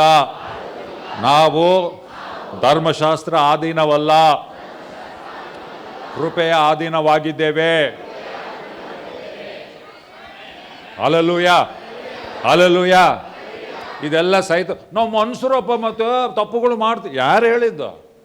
ನೀನು ಸಾಧಾರಣ ಮನುಷ್ಯಲ್ಲ, ನೀನು ನೂತನ ಸೃಷ್ಟಿ. ಹಳೆ ಸೃಷ್ಟಿ ಮಾಡ್ತಿರ್ತ, ಅದು ಹಳೆ ಸೃಷ್ಟಿಗೆ ಅನ್ವಯಿಸ್ತದೆ. ಕರೆಕ್ಟು. ಹಳೆ ಸೃಷ್ಟಿ ಪಾಪ ಮಾಡ್ತಾನೆ ಇರ್ತತೆ. ಹೊಸ ಸೃಷ್ಟಿ ನೀತಿ ಸ್ವರೂಪಿ. ನೂತನ ಸೃಷ್ಟಿ, ಹಳೆದೆಲ್ಲ ಹೋಯ್ತು, ಎಲ್ಲವೂ ಹೊಸದಾಯ್ತು. ಆಮೇನ್, ಆಮೇನ್. ವಾಕ್ಯ ತಗೋ, ನಿನ್ನ ಆತ್ಮ ಬಲಗೊಳ್ತದೆ. ಪ್ರಾರ್ಥನೆ ಮಾಡು. ಪವಿತ್ರಾತ್ಮ ನಿನ್ನ ಜೊತೆಗೆ ಯಾಕೆ ಇದ್ದಿದ್ದು? ಜಯ ಕೊಡ್ಲಿಕ್ಕೆ, ಭಯ ಕೊಡ್ಲಿಕ್ಕಲ್ಲ. ನಾನು ಪ್ರಾರ್ಥನೆ ಮಾಡ್ತೀನಿ ಒಂದ್ಸರಿ, ಈ ಮಧ್ಯೆ ಭಾಳ ಪ್ರಾರ್ಥನೆ ಮಾಡ್ತೇನೆ. ಈ ಪ್ರಾರ್ಥನೆ, ದೇವರೇ ಯಾವುದ್ಯಾವುದು ಸರಿ ಇಲ್ಲೋ ನಮ್ಮ ಜೀವಿತದಲ್ಲಿ, ಸಭೆಯಲ್ಲಿ, ಸಭಿಕರ ಜೀವಿತದಲ್ಲಿ ನಿಮ್ಮ ಬಗ್ಗೆ ಕೂಡ ಪ್ರಾರ್ಥನೆ ನೀವು ಮಾಡಿಲ್ಲ, ನಾನು ನಿಮಗೋಸ್ಕರ ಪ್ರಾರ್ಥನೆ ಮಾಡ್ತೇನೆ. ಏನೇನು ದೇವ್ರು ನನ್ನ ಪ್ರಾರ್ಥನೆಗೆ ಉತ್ತರ ಕೊಡ್ತಾನೆ ನೋಡ್ರಿ. ನಿಮ್ಗೆ ಏನಾಗ್ತೈತಪ್ಪ ಅಂತ ದೇವ್ರು ಕೇಳಿ ನನ್ನ ಪ್ರಾರ್ಥನೆಗೆ ಉತ್ತರ ಕೊಡ್ತಾನೆ. ಚಲ್ಲಪಿಲ್ಲಿ ಮಾಡು ಸ್ವಾಮಿ ಅಂತ ಇದ್ದೀನಿ ನಾನು. ಯಾವುದ್ಯಾವುದು ನಿನ್ನ ಚಿತ್ತದ ಪ್ರಕಾರವಿಲ್ಲವೋ ಅದನ್ನು ಹಂಗೆ ಚಲ್ಲಪಿಲ್ಲಿ ಮಾಡು. ಯಾಕೆ ದೇವ್ರೆ ಹಿಂಗೆ ಆಗ್ತೈತೆ ಅಂದ್ರೆ, ಪಾಸ್ಟ್ರ್ ಅನಿಲ್ ಪ್ರೇಯರ್ ಮಾಡೋಣ, ನಾನು ಆ ಪ್ರಾರ್ಥನೆಗೆ ಉತ್ತರ ಕೊಡ್ತೀನಿ ಅಂತಾನೆ ಸ್ವಾಮಿ. ಯಾಕೆ? ದೇವರು ನಮ್ಮನ್ನು ಯಾತಕ್ಕಾಗಿ ಕರೆದಿದ್ದಾನೋ ಅದಾಗಿ ನಾವು ಜೀವಿಸಬೇಕು. ಹದ್ದಾಗಿ ಕರೆದಿರುವಾಗ ಕೋಳಿಗಳ ಥರ ಕೋಳಿ ಬುದ್ಧಿ ಇಟ್ಟುಕೊಂಡು ಜೀವಿಸೋದಲ್ಲ. ನಾವು ಹದ್ದಾಗಿ ಕರೆದಿರುವಾಗ ರೆಕ್ಕೆಗಳನ್ನು ಚಾಚಿ ದೇವರ ಜೊತೆಯಲ್ಲಿ ಪವಿತ್ರಾತ್ಮನ ಸಂಗಡ ಮೇಲಕ್ಕೆ ನಾವು ಹಾರುವವರಾಗಿದ್ದೇವೆ. ಪಾಪದ ಮೇಲೆ, ಶಾಪದ ಮೇಲೆ, ರೋಗದ ಮೇಲೆ, ಚಿಂತೆಯ ಮೇಲೆ, ಭಯದ ಮೇಲೆ, ಬಡತನದ ಮೇಲೆ ನಾವು ಮೇಲಕ್ಕೆ ಹಾರಿ ಜಯಶಾಲಿಗಳಾಗಿ ನಾವು ಜೀವಿಸುವವರಾಗಿದ್ದೇವೆ. ಅದು ಕ್ರೈಸ್ತ ಜೀವಿತ. ಹಲ್ಲೆಲೂಯ. ನಾವು ಓಡಿಸ್ಕೊಂಡು ಬಡಿಸ್ಕೊಂಡು ಅನುಭವಿಸ್ಕೊಂಡು ಕಣ್ಣೀರಿಟ್ಕೊಂಡು ಕಣ್ಣೀರಿಟ್ರೆ ಸಂತೋಷದ ಕಣ್ಣೀರು ಇಡ್ತೇವೆ. ಹಲ್ಲೆಲೂಯ. ಅದು ಕ್ರೈಸ್ತ ಜೀವಿತ. ಪಕ್ಕದಲ್ಲಿರೋರ್ಗೆ ಹೇಳ್ರಿ, ಇದು ಕ್ರೈಸ್ತ ಜೀವಿತ. ಹೇಳ್ರಿ, ನೀವು ಜಯಶಾಲಿ. ನೀನು ಕ್ರಿಸ್ತನಲ್ಲಿದ್ದರೆ ಪೂರ್ಣ ಜಯಶಾಲಿ ಆಗಿದ್ದಿ. ಆಮೇನ್, ಆಮೆನ್. ಓಕೆ, ಸೊ ಇದನ್ನು ನೀವು ಮರಿಬಾರ್ದು ನೀವು. ರೈಟ್. ಕಳೆದ ವಾರ ದೇವರು ಎಷ್ಟೋ ಜನಕ್ಕೆ ಸ್ವಸ್ಥತೆ ಕೊಟ್ಟ. ನಾನು ಅದೇ ಏನು ಹೇಳ್ಬೇಕಂತ ಇಷ್ಟಪಡ್ತೀನಿ ಅಂದರೆ, ಬರೀ ಸ್ವಸ್ಥತೆ ಅಲ್ಲ, ಆರೋಗ್ಯದಲ್ಲಿ ಜೀವಿಸುವಂಥದ್ದು. ಆಮೇನ್. ಸ್ವಸ್ಥತೆ ಅಂದರೆ ರೋಗ ಬಂತು ಗುಣ ಆಯಿತು. ಆರೋಗ್ಯ ಅಂದರೆ ರೋಗದಾಗ ಬೆಳೆದೇ ಇಲ್ಲ. ಎಷ್ಟು ಜನ ಬೇಕು ಆರೋಗ್ಯವಾಗಿರ್ಬೇಕು? ಕ್ರಿಸ್ತನಲ್ಲಿ ನಮ್ಗೆ ಅದೆಲ್ಲ ಇದೆ. ಕ್ರಿಸ್ತನಲ್ಲಿ ನಮಗಿದೆ. ಆಮೇನ್. ಪಾಪದಲ್ಲಿ ಬಿದ್ದೆ, ರೋಗದಲ್ಲಿ ಬಿದ್ದೆ, ಇದರಲ್ಲಿ ಬಿದ್ದೆ, ಅದು ಏನೋ ಮಾಡಿವಿ ಅಂದರೆ ನಾವು ದೇವ್ರ ವಾಕ್ಯಕ್ಕೆ ಉಲ್ಲಂಘಿಸಿದ್ದೇವೆ ಅಂತ, ಏನೋ ಅದ್ರ ವಿರುದ್ಧವಾಗಿ ಹೋಗಿದ್ದೇವೆ. ಆಮೆನ್. ಸ್ವಲ್ಪ ಜನ ಸಾಲಗಳೇ ಜೀವನ ಶೈಲಿ ಮಾಡ್ಕೊಂಡ್ಬಿಟ್ಟಾರ. ಅದಕ್ಕೆ ಪ್ರಾಬ್ಲಮ್. ಆಮೇನ್. ಮಾಡಿರ್ಬೋದು, ಅದನ್ನು ನಿಮ್ಮ ಜೀವನ ಶೈಲಿ ಮಾಡ್ಕೊಳ್ಬೇಡ್ರಿ. ದೇವರು ಬಿಡುಗಡೆ ಮಾಡಲಿಕ್ಕೆ ಇಷ್ಟಪಡುವಾತನಾಗಿದ್ದಾನೆ. ಆಮೆನ್. ಹಲ್ಲೆಲೂಯ. ತಲೆ ಮೇಲೆ ಕೈ ಇಟ್ಕೊಂಡು ಹೇಳ್ರಿ, ನಾನು ತಲೆಯಾಗಿದ್ದೇನೆ, ಬಾಲವಲ್ಲ. ಹೇಳ್ರಿ, ನಾನು ಮೇಲಕ್ಕಿರ್ತೇನೆ, ಕೆಳಗಿರುವುದಿಲ್ಲ. ನೀನು ಸಾಲದಲ್ಲಿ ಜೀವಿಸಿದ್ರೆ ಅವ್ನು ಯಾವಾಗಲೂ ನಿನ್ನಂಗೆ ಇಟ್ಕೊಂಡಂಗೆ. ಅದು ಯಾವ ನಿನಗೆ ಸಾಲ ಕೊಟ್ಟಿರ್ತಾನೋ ಅವ್ನು ಹಿಂಗೆ ಇಟ್ಟಿರ್ತಾನೆ ಒಂದು ಕೊಕ್ಕೆ, ಇಲ್ಲ ಹಿಂಗೆ ಇಟ್ಕೊಂಡಿರ್ತಾನ. ಅಂಥ ಜೀವನ ಇಷ್ಟನಾ? ನನಗಂತೂ ಇಷ್ಟಿಲ್ಲಪ್ಪ. ನನಗೆ ತಲೆ ಎತ್ತಿ ನೋಡಬೇಕು. ಹ್ಞೂ ಸರ್, ನನಗಿಷ್ಟ ಅಲ್ಲ. ದೇವ್ರು ನಮ್ಮನ್ನು ಅದಕ್ಕಾಗಿ ಕರೆದಿಲ್ಲ. ಆಮೇನ್. ದೇವರು ಅದಕ್ಕಾಗಿ ನಮ್ಮನ್ನು ಕರೆದಿಲ್ಲ. ಹಲ್ಲೆಲೂಯ. ಒಂದು ಡಿಗ್ನಿಟಿ ದೇವರು ನಮಗೆ ಕೊಡಬೇಕೆಂಬುದಾಗಿದ್ದಾನೆ. ಆಮೆನ್.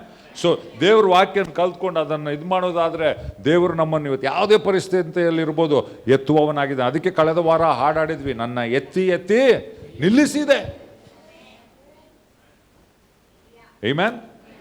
ಸರ್ವಶಕ್ತ ನಮ್ಮ ಸ್ವಂತನಾದನು, ಸಾವಗೆದ್ದನು, ಜೀವವಾದನು. ಓಕೆ. ಸೊ ಕಳೆದ ವಾರ ನಾವು ನೋಡ್ಕೊಳ್ತಿದ್ದೆ. ನಾನು ಯಾಕೆ ಈ ವಾಕ್ಯಗಳನ್ನ ಹಂಚ್ತಾ ಇದ್ದೇನೆಂದರೆ, ಏನೋ ಹಂಚ್ಬೇಕು, ಒಂದು ಸಂದೇಶ ಪ್ರೀಚ್ ಮಾಡ್ಬೇಕಂತಲ್ಲ. ನಾನು ಯಾವಾಗಲೂ ಪ್ರಾರ್ಥನೆ ಮಾಡ್ತಿದ್ದೆ, ಸ್ವಲ್ಪ ಜಾಸ್ತಿ ಪ್ರಾರ್ಥನೆ ಮಾಡ್ತೇನೆ. ದೇವ್ರು ನನ್ನ ಹೃದಯದ ಹತ್ರ ಹೇಳಿದ್ದಾನೆ, ನನ್ನ ಮಕ್ಕಳ ಹತ್ರ ಮಾತಾಡು, ನನ್ನನ್ನು ತಿಳಿಬೇಕು. ಅವರು ನನ್ನನ್ನು ತಿಳಿಬೇಕು. ಬರೀ ಕ್ರೈಸ್ತ ಚಟುವಟಿಕೆ ಮಾಡಿಕೊಂಡು ಸಂತೋಷವಾಗಿ ಇರಬೇಡ್ರಿ. ಕ್ರೈಸ್ತ ಚಟುವಟಿಕೆ ಅಂದರೆ ಆಯ್ತುವಾರ ಚರ್ಚ್ಗೆ ಹೋದೆ, ನಾನು ಬೈಬಲ್ ಓದಬೇಕು, ಚಕ್ ಚಕ್ ಚಕ್ ಚಕ್, ಅರ್ಜೆಂಟ್ ಬೈಬಲ್ ಓದೆಪ್ಪ, ದೇವ್ರ ಸ್ತೋತ್ರ, ಬೈಬಲ್ ಓದ್ದೆ. ಕ್ಯಾಲೆಂಡರ್ಗೆ ಒಂದು ಬೈಬಲ್ ಓದ್ದೆ. ಒಂದು ಸಣ್ಣ ಹೋಗೋಕ್ಕೆ ಮುಂಚೆ ದೇವರೇ ಕೆಲಸಕ್ಕೆ ಹೋಗ್ಬಿಟ್ಟೆ. ಅದೆಲ್ಲ ಕ್ರೈಸ್ತ ಚಟುವಟಿಕೆ. ಹಂಗಲ್ಲ. ಬೈಬಲ್ ಓದಿದ್ರೆ ಹೆಂಗೆ ಓದ್ಬೇಕು ಗೊತ್ತಾ? ಬಿರಿಯಾನಿ ತಿಂದಂಗೆ ಓದ್ಬೇಕು. ಹಾಕೊಂಡು ಊಟ ಬಡಿಸ್ಕೊಂಡು ಹೇಳ್ತಾರಲ್ಲ, ಊಟ ಮಾಡುವಾಗ ಏನಂತ ಹೇಳ್ತಾರೆ, ಯಾರು ನಮ್ಮನ್ನು ಊಟ ಕರೆದ್ರೆ ಹೇಳ್ತಾರೆ, ಅವಸರ ಮಾಡಬೇಡ್ರಿ, ಆರಾಮಾಗಿ ತಿನ್ನಿರಿ, ಹೊಟ್ಟೆ ತುಂಬ ತಿನ್ನಿರಿ, ನಿಮ್ಮ ಮನೆ ಅನ್ಕೊಂಡು ತಿನ್ನಿರಿ, ನಾಚಿಕಿಲ್ದಂಗೆ ತಿನ್ನಿರಿ, ಅಥವಾ ನಾಚಿಕೆ ಪಡಬೇಡ್ರಿ. ಸ್ವಲ್ಪ ಜನ ನಾಚಿಕಿಲ್ದಂಗೆ ತಿಂತಾರೆ ಬಿಡು.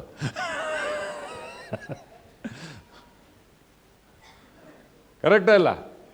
ಹಾಂ, ಎಲ್ಲ ರೆಡಿ ಮಾಡ್ಕೊಂಡು ರೈಟ್. ಬೈಬಲ್ ಹಂಗೆ ಓದ್ಬೇಕು, ಕುಂತು ತೆಗೆದು ಮೊಬೈಲ್ ಸೈಲೆಂಟ್ನಲ್ಲಿ ಹಾಕಿ, ದೇವರೇ ನಾನು ಹಿಂಗೆ ಓದೋದು, ನಾನು ನಿಮ್ಗೆ ಹೇಳ್ಕೊಡ್ತೀನಿ ಹೆಂಗೆ ಓದೋದು. ಇದು ತಂದೆಯಾದ ದೇವರೇ, ನಿನ್ನ ವಾಕ್ಯ ನನ್ನ ಮನೋನೇತ್ರಗಳು ಬೆಳಗಿಸು, ಪವಿತ್ರಾತ್ಮನ ಇದರಲ್ಲಿ ಅದ್ಭುತ ವಿಷಯಗಳನ್ನು ನಾನು ನೋಡಬೇಕು. ಆಮೇಲೆ ರೈಟ್. ನಾನು ಬೈಬಲ್ ಓದುವಾಗ ಒಂದು ಅಭ್ಯಾಸ ಮಾಡ್ಕೊಂಡೇನೆ, ಅನ್ಯ ಭಾಷೆಯಲ್ಲಿ ಪ್ರೇಯರ್ ಮಾಡ್ತಾ ಇರ್ತೀನಿ, ಬೈಬಲ್ ಓದ್ತಿರ್ತೀನಿ. ರಬಲ ರಬಲ ರಬ ಜಗತ ರಬ ರಬ ಓದ್ತಾ ಇರ್ತೀನಿ, ನನ್ನ ಮೈಂಡಿಂದ ಬೈಬಲ್ ಓದ್ತಾ ಇರ್ತೀನಿ. ಯಾಕೊತ್ತಾ, ಪೌಲನ್ ಏನು ಹೇಳ್ತಾನೆ, ವಾಣಿಗಳಲ್ಲಿ ಆಡುವವನು ತನ್ನ ಬುದ್ಧಿ ನಿಷ್ಫಲವಾಗಿದೆ, ಆತ್ಮದಿಂದ ಪ್ರಾರ್ಥಿಸ್ತಾನೆ. ಇದಕ್ಕೆ ಯೋಚನೆ ಮಾಡಿ ಪ್ರಾರ್ಥನೆ ಮಾಡಲ್ಲ ನಾವು, ರೈಟ್. ಬಟ್ ಯೋಚನೆ ಮಾಡಿ ಬೈಬಲ್ ಓದ್ತಿರ್ತೇನೆ, ಬಟ್ ವಾಣಿಗಳಲ್ಲಿ ಪ್ರಾರ್ಥಿಸ್ತಾ ಬೈಬಲ್ ಓದ್ತಿರ್ತೀನಿ. ಕರೆಕ್ಟ್. ಗಾಡಿ ಓಡಿಸುವಾಗ ಕೂಡ ವಾಣಿ ಪ್ರಾರ್ಥನೆ ಮಾಡ್ಬೋದಲ್ಲ, ರವಲ ರವಲ ರವ ಜಗತ. ಬಟ್ ನೀನು ಹಂಗೆ ಗಾಡಿ ಯಾಕೆ ನಿನ್ನ ಬುದ್ಧಿ ಅಲ್ಲಿದೆ ಡ್ರೈವಿಂಗ್ ಮೇಲೆ, ಬಟ್ ನಿನ್ನ ಆತ್ಮ ಏನು ಮಾಡ್ತಾ ಇದೆ, ವಾಣಿಗಳಲ್ಲಿ ಪ್ರಾರ್ಥಿಸ್ತಾ ಇದೆ. ಸ್ವಾಮಿ ನನ್ನ ಜೊತೆಗೆ ಮಾತನಾಡು. ಒಂದು ಪೆನ್ಸಿಲ್ ಇಟ್ಕೊತೀನಿ ನಾನು ಬೈಬಲ್ ನೋಡ್ರಿ, ಇವತ್ತು ಕೂಡ ಕಲರು ಪೆನ್ಸಿಲು ಎಲ್ಲ ಇರ್ತದೆ, ರೈಟ್. ಒಂದು ಮನೆಗಿದ್ರೆ ಕಲರ್ ಪೆನ್ಸಿಲ್ ಇಟ್ಕೊತೀನಿ, ಪಕ್ಕದಾಗ ಒಂದು ಬುಕ್ ಇಟ್ಟಿರ್ತೀನಿ, ನಾನು ಬರ್ಕೊತೀನಿ. ವಚನ ನನಗೆ ಹೆಂಗೆ ನೆನಪಿರ್ತಾ ಗೊತ್ತಾ, ನಾನು ಬರಿತೀನಿ ವಚನಗಳನ್ನ. ಸ್ವಲ್ಪ ಜನ ಸ್ಕೂಲ್ನಾಗೆ ಲಾಸ್ಟ್ ಬರ್ದಿದ್ದು. ಕಲಿಯಕ್ಕೆ ಇಷ್ಟ ಇರಬೇಕು, ಕಾಟಾಚಾರಕ್ಕೆ ಮಾಡಬಾರ್ದು. ಆಮೇಲೆ ಓದೋದು ನಿಧಾನವಾಗಿ ಅರ್ಥ ಮಾಡಿ. ಕೆಲವು ಯಾವುದನ್ನ ಅರ್ಥ ಆಗಿಲ್ಲ, ಮತ್ತೆ ಇನ್ನೊಂದು ವರ್ಷನಾಗ ಓದ್ತೀನಿ, ಇದರಲ್ಲಿ ಓದ್ತೀನಿ, ಮತ್ತೊಂದು ಸರಿ ಓದ್ತೀನಿ, ರೈಟ್. ಹೊಟ್ಟೆ ನೀನು ಎಷ್ಟುವರೆಗೆ ತಿಂತೀಯಪ್ಪ? ಹಾಂ, ನಿನಗೆ ಗೊತ್ತು, ಹೊಟ್ಟೆ ತುಂಬಬೇಕು. ಎದ್ದ ಫುಲ್ ಆಯ್ತಪ್ಪ, ರೈಟ್.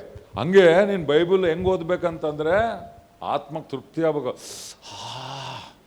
ಇವತ್ತು ದೇವ್ರು ಮಾತಾಡ್ದಪ್ಪ ನನ್ನ ಹತ್ರ, ಆ ಬಲದಲ್ಲಿ ಏನಾಗಬೇಕು, ನೀನು ಶರೀರಕ್ಕೆ ಕೆಲಸ ಮಾಡ್ತೀವಿ. ವಾಕ್ಯ ಯಾಕೆ ಓದ್ಬೇಕಂದ್ರೆ ಆತ್ಮಿಕ ಬಲ ಹೊಂದಿಕೊಂಡು ಆ ವಿಶ್ವಾಸದಲ್ಲಿ ನೀನು ಮುಂದೆ ಸಾಗಬೇಕು ನಿನ್ನ ಜೀವಿತದಲ್ಲಿ. ಇಲ್ಲದೆ ಇದ್ದರೆ ಸುಮ್ಮನೆ ಕ್ರೈಸ್ತ ಪದ್ಧತಿ. ಪ್ರಾರ್ಥನೆ ಹೆಂಗೆ ಮಾಡಬೇಕು, ಕೂರ್ಬೇಕು, ಅವಸರ ಅಲ್ಲ. ಹಲೋ, ಹಾಂ ಬರ್ತೀನಿ, ಅರ್ಜೆಂಟ್ ಐತೆ, ಹೋಗಿ ಬರ್ತೀನಿ. ಇವಾಗ ಕೆಲ್ಸಕ್ಕೆ ಹೋಗಿ ದೇವರೇ ನಾನು ಹೊರಗೆ ಹೋಗಿ ನಾನು ಕಾಪಾಡಪ್ಪ. ಇಲ್ಲ ರಾತ್ರಿ ಮಲಗುವಾಗ ಕೀರ್ತನೆ 91, ಸ್ವಾಮಿ ನಾನು ಕಾಪಾಡು ಸ್ವಾಮಿ, ನನಗೆ ಕೆಟ್ಟ ಕನಸು ಬರದಂತೆ. ನಾನು ಭಾಳ ಜನ ಪ್ರಾರ್ಥನೆ ಅಷ್ಟೇ, ಹಂಗಲ್ಲ. ಸಹವಾಸ. ಇಲ್ಲಿ ಬೆನಿಡಿಕ್ಷನ್ ನಾವೇನು ಕೊಡ್ತೇವೆ, ತಂದೆಯಾದ ದೇವರ ಪ್ರೀತಿ, ಯೇಸು ಕ್ರಿಸ್ತನ ಕೃಪೆ, ಪವಿತ್ರಾತ್ಮನ ಸಹವಾಸ, ಅನ್ಯೋನ್ಯತೆ, ಸಹಾಯ ನಿಮ್ಮ ಸಂಗಡ ಇರಲಿ. ಕುಂದಿರ್ಬೇಕು. ಹೆಂಗೆ ಕುಂದಿರ್ಬೇಕು ಗೊತ್ತಾ, ಮರಿಯಳು ಕುಂತಂಗೆ ಕುಂದಿರ್ಬೇಕು. ಯೇಸ್ವಾಮಿ ಪಾದದ ಹತ್ರ ಆರಾಮಾಗಿ ಕುಂದಿರ್ಬೇಕು. ನೀನೇ ಸಾಕು ಏಸಪ್ಪ. ಇಲ್ಲ ಆಡಾಡೋದು ಸುಲಭ, ಯಾಕೆ ವೆಂಕಟೇಶ್ ಆಡಾಡಿಸ್ತಾನ. ಅಲ್ಲಿ ನಿಜವಾಗ್ಲೂ ನಿನ್ನ ಹೃದಯದಿಂದ ಪ್ರೀತಿ ಹುಟ್ಟಬೇಕು ಯೇಸುಸ್ವಾಮಿ ಮೇಲೆ. ಆತನ ಪ್ರೀತಿ ನೆನೆಸ್ಕೊಂಡು ನಿನಗೆ ಪ್ರೀತಿ ಉಕ್ಕಿ ನೀನು ವಾಪಸ್ ಆಡಬೇಕು ಯೇಸುಸ್ವಾಮಿಗೆ. ಆಮೇನ್. ಬೇರೇನು ಆಸೆ ಇಲ್ಲ ಯೇಸು ರಾಜ ನಿನ್ನ ಹೊರತು. ಸುಮ್ಮನೆ ಹಾಡಾಗಿರ್ಬಾರ್ದು, ಅದು ಹೃದಯ ಅಂತರ್ಯದಿಂದ ಬರಬೇಕು. ನನ್ನ ಹೃದಯದ ಧ್ಯಾನ, ಬಾಯಿಯ ಮಾತುಗಳು ಆತನಿಗೆ ಮೆಚ್ಚುಗೆಯಾಗಿರಬೇಕು. ಅಂತರ್ಯದಲ್ಲಿ ನಿನ್ನನ್ನು ನೋಡುವಂಥ ತಂದೆ ನಿನಗೆ ಬಹಿರಂಗವಾಗಿ ಬಹುಮಾನ ಕೊಡುವಾತನಾಗಿದ್ದಾನೆ. ಆಮೇನ್. ಗುಂಪಾಗಿ ಪ್ರಾರ್ಥನೆ ಮಾಡುವಾಗ ಡ್ರಾಮಾ ಮಾಡ್ಬೋದು,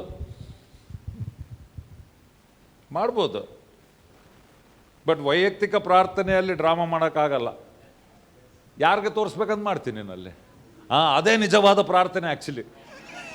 ಅಂದರೆ ಇಲ್ಲಿ ಬರಬಾರ್ದಂತಲ್ಲ, ಅದೇ ನಿಜವಾದ ಪ್ರಾರ್ಥನೆ. ಪ್ಯೂರ್ ಲವ್ ಅದು ಯೇಸುಸ್ವಾಮಿ ಮೇಲೆ. ಪಾಸ್ಟರ್ ಭಯದಿಂದ ಮಾಡೋದಲ್ಲ, ಯಾರೋ ಕರೆದ್ರು, ಹಿರಿಯರು ಕರೆದ್ರು ಅಂತಲ್ಲ, ನಾನು ಪ್ರೇಯರ್ಗೆ ಹೋಗಿಲ್ಲ ಅಂದ್ರೆ ಅಣ್ಣ ಕೇಳ್ತಾನೆ. ಭಾಳ ಜನ ಬೈಬಲ್ ಹಂಗೆ ಓದೋದು, ಅಣ್ಣ ಕೇಳ್ತಾನಪ್ಪೋ ಓದ್ಬಿಡೋಣ ಅಂತ. ಹೋಯ್ತು, ನಿನ್ನ ಹೃದಯ ಇಲ್ಲ ದೇವ್ರ ಮೇಲೆ, ರೈಟ್? ನೀನು ವಾಕ್ಯನ ಪ್ರೀತಿಸಿಲ್ಲ ಅಂತವ್ರು. ಭಯದಲ್ಲಿ ನೀನು ಯಾರೋ ಕೇಳ್ತಾರಂತೇಳಿ, ಯಾರೋ ಇದು ಮಾಡ್ತಾರಂತೇಳಿ ನೀನು ಮಾಡಿ. ನಿಜವಾದ ಪ್ರೀತಿ ಹಂಗೆ ಬರಲ್ಲ. ಅದು ನಿಜವಾದ ಪ್ರೀತಿ ಏನು ಗೊತ್ತಾ? ಬೈದರೂ ಹೋಗ್ತೀವಲ್ಲೇ. ನೀವು ನೋಡ್ರಿ, ಯಾರನ್ನ ಬಾಯ್ ಫ್ರೆಂಡ್ ಗರ್ಲ್ ಫ್ರೆಂಡ್ ಅಪ್ಪ ಅಮ್ಮ ಬೈತಾರಂದ್ರೆ ಎಲ್ಲೋ ಹೆಂಗೋ ಹುಡುಕ್ಬಿಡ್ತಾರಪ್ಪ ಕಾಂಟ್ಯಾಕ್ಟ್ ಮಾಡೋದು. ನೀನು ಅದು ಕಟ್ ಮಾಡಿ, ಇದು ಕಟ್ ಮಾಡಿ, ಅದು ಕಟ್ ಮಾಡಿ, ಹೆಂಗೋ ಒಂದು ಅವ್ರ ತಾಗ ಮಾತಾಡೋಕ್ಕೆ. ಯೇಸು ಸ್ವಾಮಿ ಮೇಲೆ ನಿಜವಾಗ್ಲೂ ನಿನಗೆ ಪ್ರೀತಿ ಇದ್ರೆ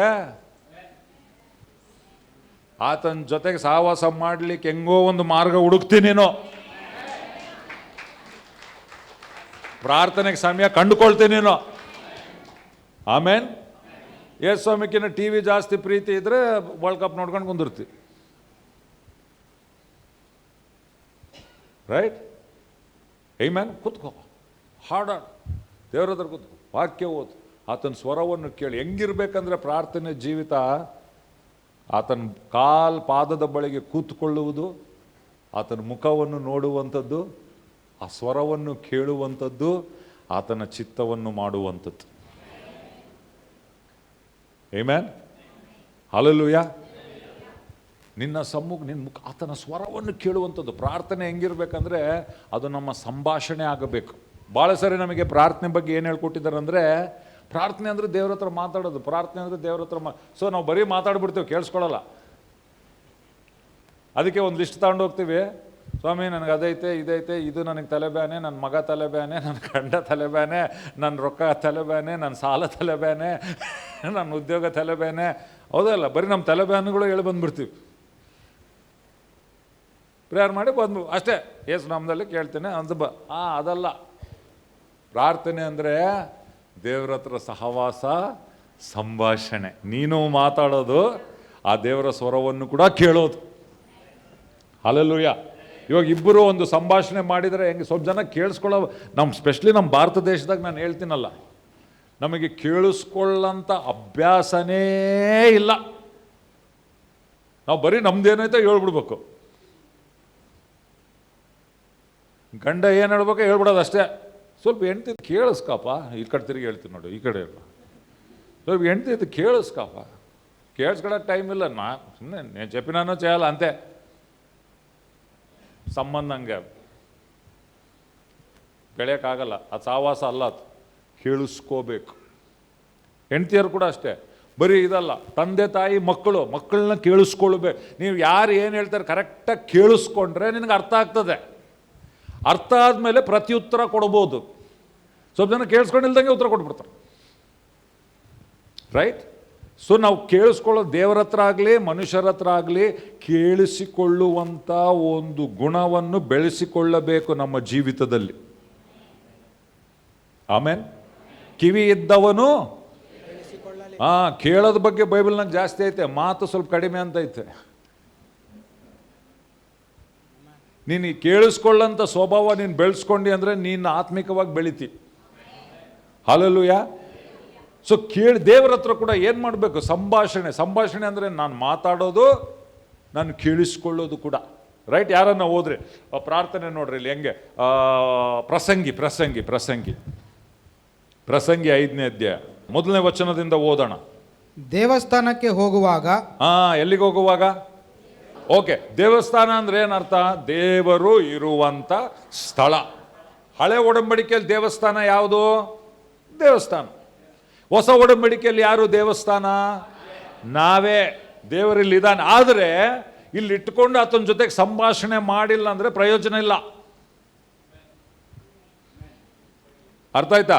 ಸೊ ಪ್ರಾರ್ಥನೆ ಅದು ಸಂಭಾಷಣೆಯ ಸ್ಥಳ. ದೇವಸ್ಥಾನಕ್ಕೆ ಯಾಕೆ ಹೋಗ್ತಾರೆ? ದೇವರನ್ನು ಭೇಟಿ ಆಗಲಿಕ್ಕೆ ಹೋಗ್ತಾರೆ. ನಮಗೆ ಹೊಸ ಒಡಂಬಡಿಕೆಯಲ್ಲಿ ಇಲ್ಲಿ ಏನು ಹೇಳ್ಬೋದು ನಾವು? ಪ್ರಾರ್ಥನೆಗೆ ಹೋಗುವಾಗ.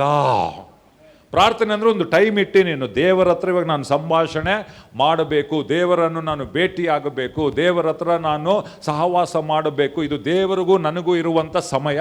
ಇಲ್ಲಿ ಬೇರೆ ಯಾರು ಅಡ್ಡ ಬರಬಾರ್ದು, ರೈಟ್? ಪ್ರಾರ್ಥನೆಗೆ ಹೋಗುವಾಗ ನಿನ್ನ ಹೆಜ್ಜೆಯನ್ನು ಗಮನಿಸು. ಎಲ್ಲರೂ ಹೇಳ್ರಿ, ಪ್ರಾರ್ಥನೆಗೆ ಹೋಗುವಾಗ ನಿನ್ನ ನಡೆಯನ್ನು ಗಮನಿಸು. ಆಮೇನ್. ನೆಕ್ಸ್ಟು, ಮೂಢರ ಯಜ್ಞಕ್ಕಿಂತ ಸಾನ್ನಿಧ್ಯಕ್ಕೆ ಬಂದು ಕಿವಿಗೊಡುವುದು ಲೇಸು. ಇಲ್ಲಿ ನೋಡ್ರಿ, ಮೂಢರ ಯಜ್ಞಕ್ಕಿಂತ ಸಾನ್ನಿಧ್ಯಕ್ಕೆ ಬಂದು ಏನು ಕೊಡುವುದು? ಎಲ್ಲರೂ ಕಿವಿ ಇಟ್ಕೊಳ್ರಿ, ಬೇರೆಯವ್ರದಲ್ಲ, ನಿಂದು. ಎಲ್ಲರೂ ಹೇಳ್ರಿ, ಮೂಢರ ಯಜ್ಞಕ್ಕಿಂತ ಕಿವಿಗೊಡುವುದು ಲೇಸು. ಏನು ಅರ್ಥ? ಮೂಢರ ಯಜ್ಞ ಅಂದ್ರೆ ಏನು? ಅವ್ನು ಮೂಢ, ಫೂಲು, ಮೂರ್ಖ. ಅವ್ನು ಸುಮ್ಮನೆ ಬರ್ತಾನೆ, ಸ್ತೋತ್ರ ಸ್ತೋತ್ರ ಸ್ತೋತ್ರ, ಅಲ್ಲೆಲ್ಲ ಸುಮ್ಮನೆ ಅಂದ್ಬಿಡೋದು, ದೇವ್ರು ಅದು ಕೂಡ ಅಂದ್ಬಿಡೋದು, ಹೋಗ್ಬಿಡೋದು. ದೇವ್ರು ಹೇಳ್ತಾನೆ, ಮೂಢ ಅಂದರೆ ನೀನು ಬಡ ಬಡ ಬಡ ಬಡ ಅನ್ನೋ ಬದಲು ಕಿವಿಗೊಡುವುದು ಲೇಸು. ಯಾಕೆ ಗೊತ್ತಾ? ನಿನಗೆ ಕಿವಿ ಕೊಟ್ಟರೆ ಉತ್ತರ ಸಿಗೋದಲ್ಲ. ಕರೆಕ್ಟೇ ಇಲ್ಲ? ಉತ್ತರ ಕಿವಿ ಕೊಟ್ಟರೆ ಉತ್ತರ. ನನ್ನ ಕುರಿಗಳು ನನ್ನ ಸ್ವರ ಕೇಳುವರು. ಈ ಕುರಿಗಳು ಹೆಂಗಂದ್ರೆ ಸುಮ್ಮನೆ ಬಡ ಬಡ ಬ್ಯಾ ಅಂದ್ಬಿಡೋದು, ಹೋಗ್ಬಿಡೋದು.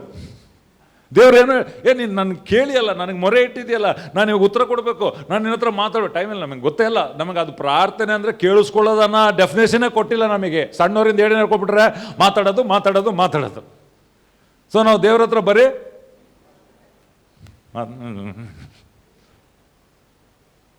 ಬಟ್ ನೋಡ್ರಿ, ಇಲ್ಲಿ ಬೈಬಲ್ ಏನು ಹೇಳ್ತೈತೆ? ಮೂಢರ ಯಜ್ಞಕ್ಕಿಂತ ಸಾನ್ನಿಧ್ಯಕ್ಕೆ ಬಂದು ಕಿವಿಗೊಡುವುದು ಲೇಸು.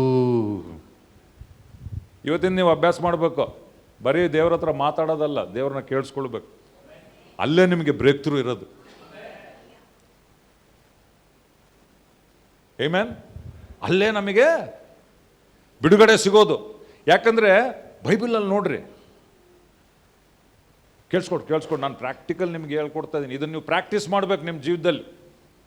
ನೀವು ಸಂದೇಶ ಕೇಳಿ ಮೆಸೇಜ್ ಚೆನ್ನಾಗಿತ್ತಲ್ಲ, ಇದನ್ನು ಹೋಗಿ ನಿಮ್ಮ ಜೀವನ ಶೈಲಿ ಮಾಡ್ಕೊಳ್ಬೇಕು. ಜೀವನ ಶೈಲಿ ಅಂದರೆ ಅರ್ಥ ಏನು? ಒಂದಿನ ಮಾಡೋದಲ್ಲ, ಅದು ನಿನ್ನ ಜೀವನ ಶೈಲಿ. ಯೇಸು ಸ್ವಾಮಿಗೆ ಪ್ರಾರ್ಥನೆ ಏನಾಗಿತ್ತು? ಜೀವನ ಶೈಲಿ ಆಗಿತ್ತು. ಪಕ್ಕದಲ್ಲಿರೋರ್ಗೆ ಒಂದ್ಸರಿ ಶೇಕ್ ಹ್ಯಾಂಡ್ ಕೊಡ್ರಿ, ಹೇಳ್ರಿ, ನಮಗೆ ಪ್ರಾರ್ಥನೆ ಇವು ಜೀವನ ಶೈಲಿ ಆಗಬೇಕು.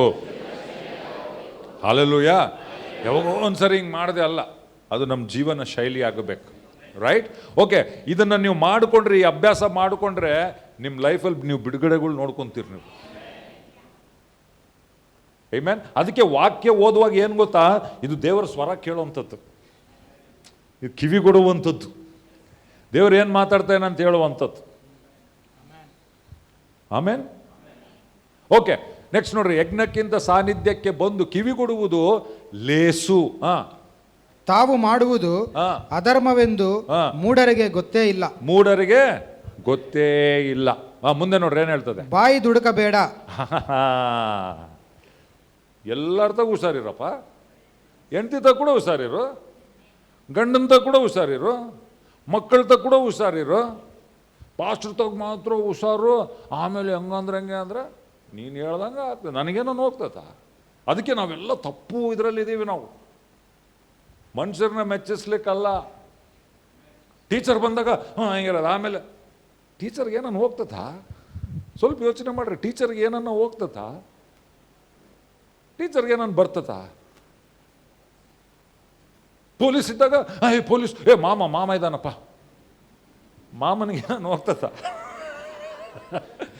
ನಿನ್ನ ತಲೆ ಹೊಡಿತದ. ಈ ನಮ್ಮದು ಕಲ್ಚರ್ ಆಗ್ಬಿಟ್ಟಿದೆ. ನಮ್ಮ ಭಾರತ ದೇಶದ ಒಂದು ಏನು ಗೊತ್ತಾ, ಅಭ್ಯಾಸ. ಎಲ್ಲಿ ನೋಡಿದ್ರೆ ಅಡ್ಜಸ್ಟ್ಮೆಂಟ್. ಯಾರಿಲ್ಲ ಬಿಡು, ಬಿಡು, ನಡೀತೈತೆ ಬಿಡು, ನಡಿಯಲ್ಲ. ನೀನು ಅನ್ಕೊಂತೀನಿ ನಡೀತದಂತ. ಅದನ್ನು ದೇವ್ರ ವಾಕ್ಯದಲ್ಲಿ ಕೂಡ ಅಭ್ಯಾಸ ತಂದ್ಕೊಂಡ್ಬಿಟ್ಟಾರ.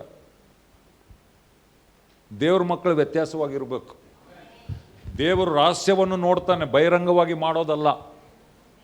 ದೇವ್ರು ಅಲ್ಲಿ ಏನು ಹೇಳ್ದ? ಬೈಬಲ್ನಲ್ಲಿ ಯೇಸುಸ್ವಾಮಿ ಏನು ಹೇಳ್ದ? ರಹಸ್ಯ ಅಂತರ್ಯದಲ್ಲಿ ನಿನ್ನನ್ನು ನೋಡುವ ತಂದೆ ನಿನಗೆ ಬಹಿರಂಗವಾಗಿ ಬಹುಮಾನ ಕೊಡುವಾತನಾಗಿದ್ದಾನೆ.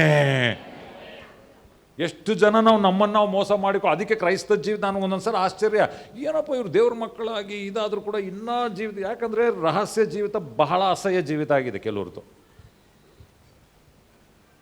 ದೇವ್ರ ವಾಕ್ಯನ ಸೀರಿಯಸ್ ಆಗಿ ತೊಗೊಂಡು ಜೀವಿಸ್ತಾ ಇಲ್ಲ ಅವರು.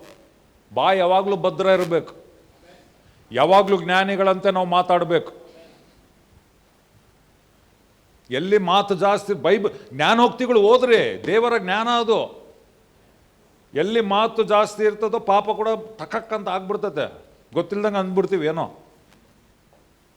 ಆಮೆನ್.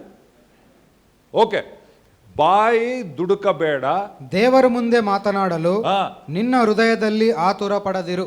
ಆತುರ ಪಡದಿರು. ಯಾರ ಮುಂದೆ ಮಾತಾಡುವಾಗ? ವಾ,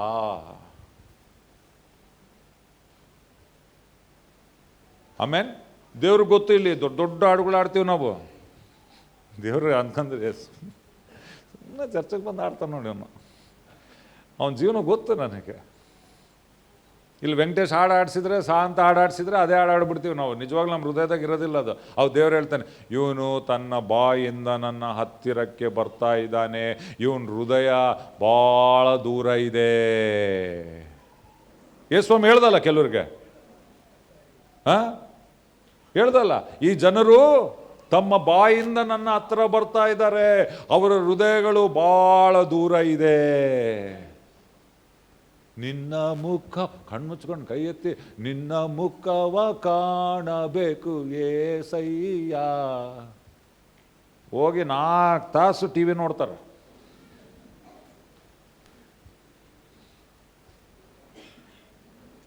ನಿಜವಾಗ್ಲೂ ಹೇಳಿ, ನಾನು ಸುಳ್ಳಾದರೆ ನನಗೆ ಕಲ್ ತಗೊಂಡು ಹೊಡೀರಿ.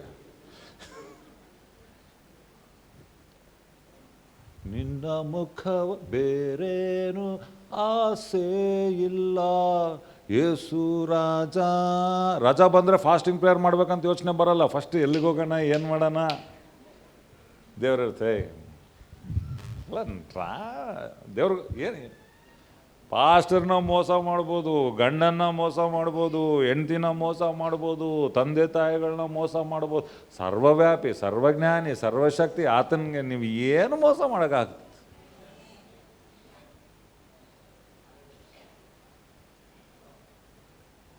ದೇವ್ರು ಹೇಳ್ತಾನೆ, ಡ್ರಾಮ ಈ ಮೂಢರ ಯಜ್ಞ ಇದು ಅಂದ್ಬಿಡ್ತಾನೆ ದೇವ್ರು. ಆಮೇನ್, ಹಲ್ಲೆಲೂಯಾ.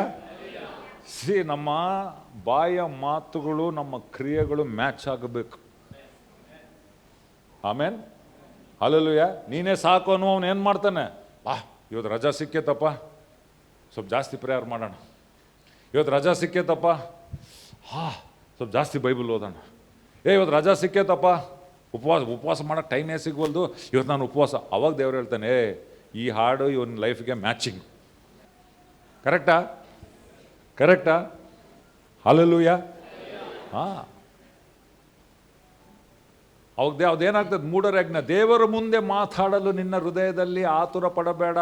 ಮಾತಾಡೋಕ್ಕೂ ಹಾಡಾಡೋದು ಎಲ್ಲ ಒಂದೇ, ರೈಟ್? ಹಾಡುಗಾರ ಏನೋ ಬರೆದಿರ್ತಾನೆ, ಯಾವ ಉದ್ದೇಶದಿಂದ ಬರ್ದಿರ್ತಾರೋ ಗೊತ್ತಿಲ್ಲ. ನಾವು ಆಡುವವರು ಅದನ್ನ, ರೈಟ್?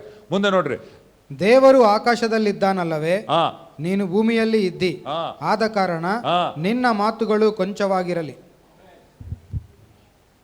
ನಾವು ಅನ್ಕೊಂತೀವಿ ಹೆಚ್ಚು ಪದಗಳು ಅದು ಅಂದ್ರೆ ದೇವ್ರ ಸ್ವರ ಕೇಳ್ತಾನಂತ. ಇಲ್ಲಿಂದ ಬಂದರೆ ದೇವ್ರು ಕೇಳ್ತಾನೆ. ಹನ್ನೆರಡು ಪ್ರಾರ್ಥನೆ ಮಾಡಿದ್ಲು, ಬಾಯಿಂದ ಪದಗಳು ಬಂದಿಲ್ಲ, ಆದರೆ ತನ್ನ ಹೃದಯವನ್ನು ಸುರಿಸಿದ್ಲು ದೇವ್ರ ಮುಂದೆ. ಆಮೇನ್, ಹಲ್ಲೆಲೂಯಾ. ಯೇಸು ಸ್ವಾಮಿ ನೋಡಿದ್ರೆ ದೊಡ್ಡ ದೊಡ್ಡ ಅದ್ಭುತ ಕಾರ್ಯಗಳು, ಏನು ಉದ್ದ ಪ್ರಾರ್ಥನೆ ಮಾಡಿದ್ನ, ವೈಯಕ್ತಿಕವಾಗಿರುವಾಗಿದ್ದ, ಅದು ಬರೀ ಕೇಳ್ತಿದ್ನ ಗೊತ್ತಿಲ್ಲ, ಕೇಳಿಸ್ಕೊಳ್ತಿದ್ದ. ಯೇಸು ಸ್ವಾಮಿ ಹೆಂಗಿತ್ತು ಗೊತ್ತಾ? ಯೇಸು ಸ್ವಾಮಿ ಏನಂದ ಗೊತ್ತಾ? ನನ್ನ ತಂದೆ ಏನು ಮಾಡುತ್ತಾನೋ ಅದನ್ನೇ ಮಾಡುತ್ತೇನೆ, ನನ್ನ ತಂದೆ ಏನು ಹೇಳುತ್ತಾನೋ ಅದನ್ನೇ ನಾನು ಹೇಳುತ್ತೇನೆ. ಅಂದರೆ ಅರ್ಥ ಏನು? ಆ ಪ್ರಾರ್ಥನೆ ಟೈಮ್ನಲ್ಲಿ ತಂದೆ ಮಾಡೋದನ್ನು ನೋಡ್ತಾ ಇದ್ದ, ತಂದೆ ಹೇಳೋದನ್ನು ಕೇಳ್ತಾ ಇದ್ದ. ಬರೀ ಆತನ ಮಾತಾಡೋದಲ್ಲ. ನಾವು ಅನ್ಯ ಭಾಷೆಗಳಲ್ಲಿ ಪ್ರಾರ್ಥನೆ ಮಾಡಬೇಕು. ಪೌಲನೇನು ಹೇಳ್ತಾನೆ, ನಾನು ಎಲ್ಲದಕ್ಕಿಂತ ಹೆಚ್ಚಾಗಿ ಪ್ರಾರ್ಥನೆಯನ್ನು ಮಾಡ್ತೇನೆ. ಆದರೆ ಅನ್ಯ ಭಾಷೆಯಲ್ಲಿ ನೀನು ಪ್ರಾರ್ಥನೆ ಮಾಡುವಾಗ ನೀನು ಸ್ವರ ಕೇಳಲಿಕ್ಕೆ ಕೂಡ ನಿನ್ನನ್ನು ನೀನು ಟ್ಯೂನ್ ಮಾಡ್ಕೊಳ್ಬೇಕು. ಈ ಅಭ್ಯಾಸ ಮಾಡ್ಕೊಳ್ರಿ. ರೈಟ್? ಒಂದು ಬುಕ್ ಇಟ್ಕೊಳ್ರಿ ಪಕ್ಕದಲ್ಲಿ, ಯಾಕಂದ್ರೆ ದೇವ್ರು ಮಾತಾಡ್ದಾಗ ಬರ್ಕೋಬೇಕದು. ಇವತ್ತಿದೆಲ್ಲ ಇದು ಬರೆಯಲ್ಪಟ್ಟಿದೆ. ಯಾಕೆ? ದೇವರು ಪ್ರೇರೇಪಿಸಿದ್ದನ್ನು ಬರೆದಿದ್ದಾರೆ. ರೈಟ್? ನಾವು ಹೌದಪ್ಪ ದೇವ್ರು ಮಾತಾಡ್ತಾನೆ, ನಾನು ಅದನ್ನು ಮಾಡಬೇಕು ಅಂತ ಸೀರಿಯಸ್ನೆಸ್ ಇದ್ರೆ ಬರ್ಕಂತೀವಿ ನಾವು. ರೈಟ್? ಇವಾಗ ನಾನು ಹೇಳ್ತೇನೆ ಯಾಕೆ ಅಂತ, ಯಾಕೆ ಎಚ್ಚರಿಕೆಯಿಂದ ಕೇಳಿಸ್ಕೊಡ್ರಿ. ಯಾಕೆ ದೇವ್ರ ಸ್ವರ ಕೇಳೋದು ಅಷ್ಟು ಇಂಪಾರ್ಟೆಂಟ್ ಅಂತ ನಾನು ಹೇಳ್ತೇನೆ, ಕೇಳಿಸ್ಕೊಡ್ರಿ. ಈಗ ದೇವರು ಯೆಹೋಶುವನಿಗೆ ಹೇಳ್ದ. ಏನಂತ ಹೇಳ್ದ? ಇವಾಗ ಮೋಶೆ ನೋಡ್ರಿ, ಮೋಶೆ ಜೀವಿತದಿಂದ ಪ್ರಾರಂಭ ಮಾಡೋಣ. ಮೋಶೆ ಬರೀ ಪ್ರಾರ್ಥನೆ ಮಾಡಲಿಲ್ಲ, ಬರೀ ಮಾತಾಡಲಿಲ್ಲ ದೇವರ ಹತ್ರ. ಮೋಶೆ ದೇವರ ಹತ್ರ ಏನು ಮಾಡ್ದ? ಸಂಭಾಷಣೆ ಮಾಡ್ದ. ಎಷ್ಟು ಜನ ಒಪ್ಕೊಳ್ತೀರಿ? ಕರೆಕ್ಟಾ? ಸಂಭಾಷಣೆ. ಕೆಲವೊಂದ್ಸಲ ಅವನ ಪ್ರಶ್ನೆ ಇತ್ತು, ದೇವ್ರನ್ನ ಕೇಳ್ದ, ದೇವ್ರು ಅದಕ್ಕೆ ಉತ್ತರ ಕೊಟ್ಟ. ಸಂಭಾಷಣೆ. ರೈಟ್? ಮೋಶೆ ಆದಮೇಲೆ ಯಾರು ಬಂದರು? ಯೆಹೋಶುವ. ಯೆಹೋಶುವನಿಗೆ ದೇವರು ಏನು ಹೇಳ್ದ? ಮೋಶೆ ಜೊತೆಗಿದ್ದಂಗೆ ನಾನು ನಿನ್ನ ಜೊತೆಗೆ ಇರ್ತೇನೆ. ಅದೇನೋ ವಾಗ್ದಾನ ಕೊಟ್ಟ ದೇವರು. ಆದರೆ ಯೆಹೋಶುವ ಏನು ಮಾಡ್ತಿದ್ದ? ಬರೀ ಅದನ್ನು ತಗೊಂಡು, ಅಂದರೆ ಅದು ವಾಕ್ಯ, ವಾಗ್ದಾನ, ಅದನ್ನು ತಗೊಂಡು ಸುಮ್ಮನೆ ಓಡಲಿಲ್ಲ. ಅದ್ರ ಜೊತೆಗೆ ದೇವರು ನನ್ನ ಜೊತೆಗಿದ್ದಾನೆ ಅಂತ ನಂಬರ್ 1 ಆ ಜ್ಞಾನ ಇರಬೇಕು, ಅದು ತಿಳ್ಕೊಳ್ಬೇಕು, ಆ ಸತ್ಯ ಗೊತ್ತಿರಬೇಕು. ಅದ್ರ ಜೊತೆಗೆ ದೇವರಿದ್ದಾಗ ಏನು ಮಾಡಬೇಕು? ಆತನ ಜೊತೆಗೆ ಸಂಭಾಷಣೆ ಮಾಡಬೇಕು. ಯೆಹೋಶುವ ಮಾಡ್ತಿದ್ದ. ಹೆಂಗೆ ಅಂತ ಹೇಳ್ತೀನಿ. ಇವಾಗ ಅವನು ಎರಿಕೋಗೆ ಹೋದಪ್ಪ. ನೆಕ್ಸ್ಟ್ ಯಾವುದನ್ನ ಜಯಿಸ್ಬೇಕಿತ್ತು? ಎರಿಕೋ ಪಟ್ಟಣ. ಕರೆಕ್ಟಾ? ಇವಾಗ ಏನು ಮಾಡ್ದ ಎರಿಕೋನ ಜಯಿಸ್ಲಿಕ್ಕೆ? ಏನು ಮಾಡ್ದ? ಹೆಂಗೆ ಗೆದ್ರು?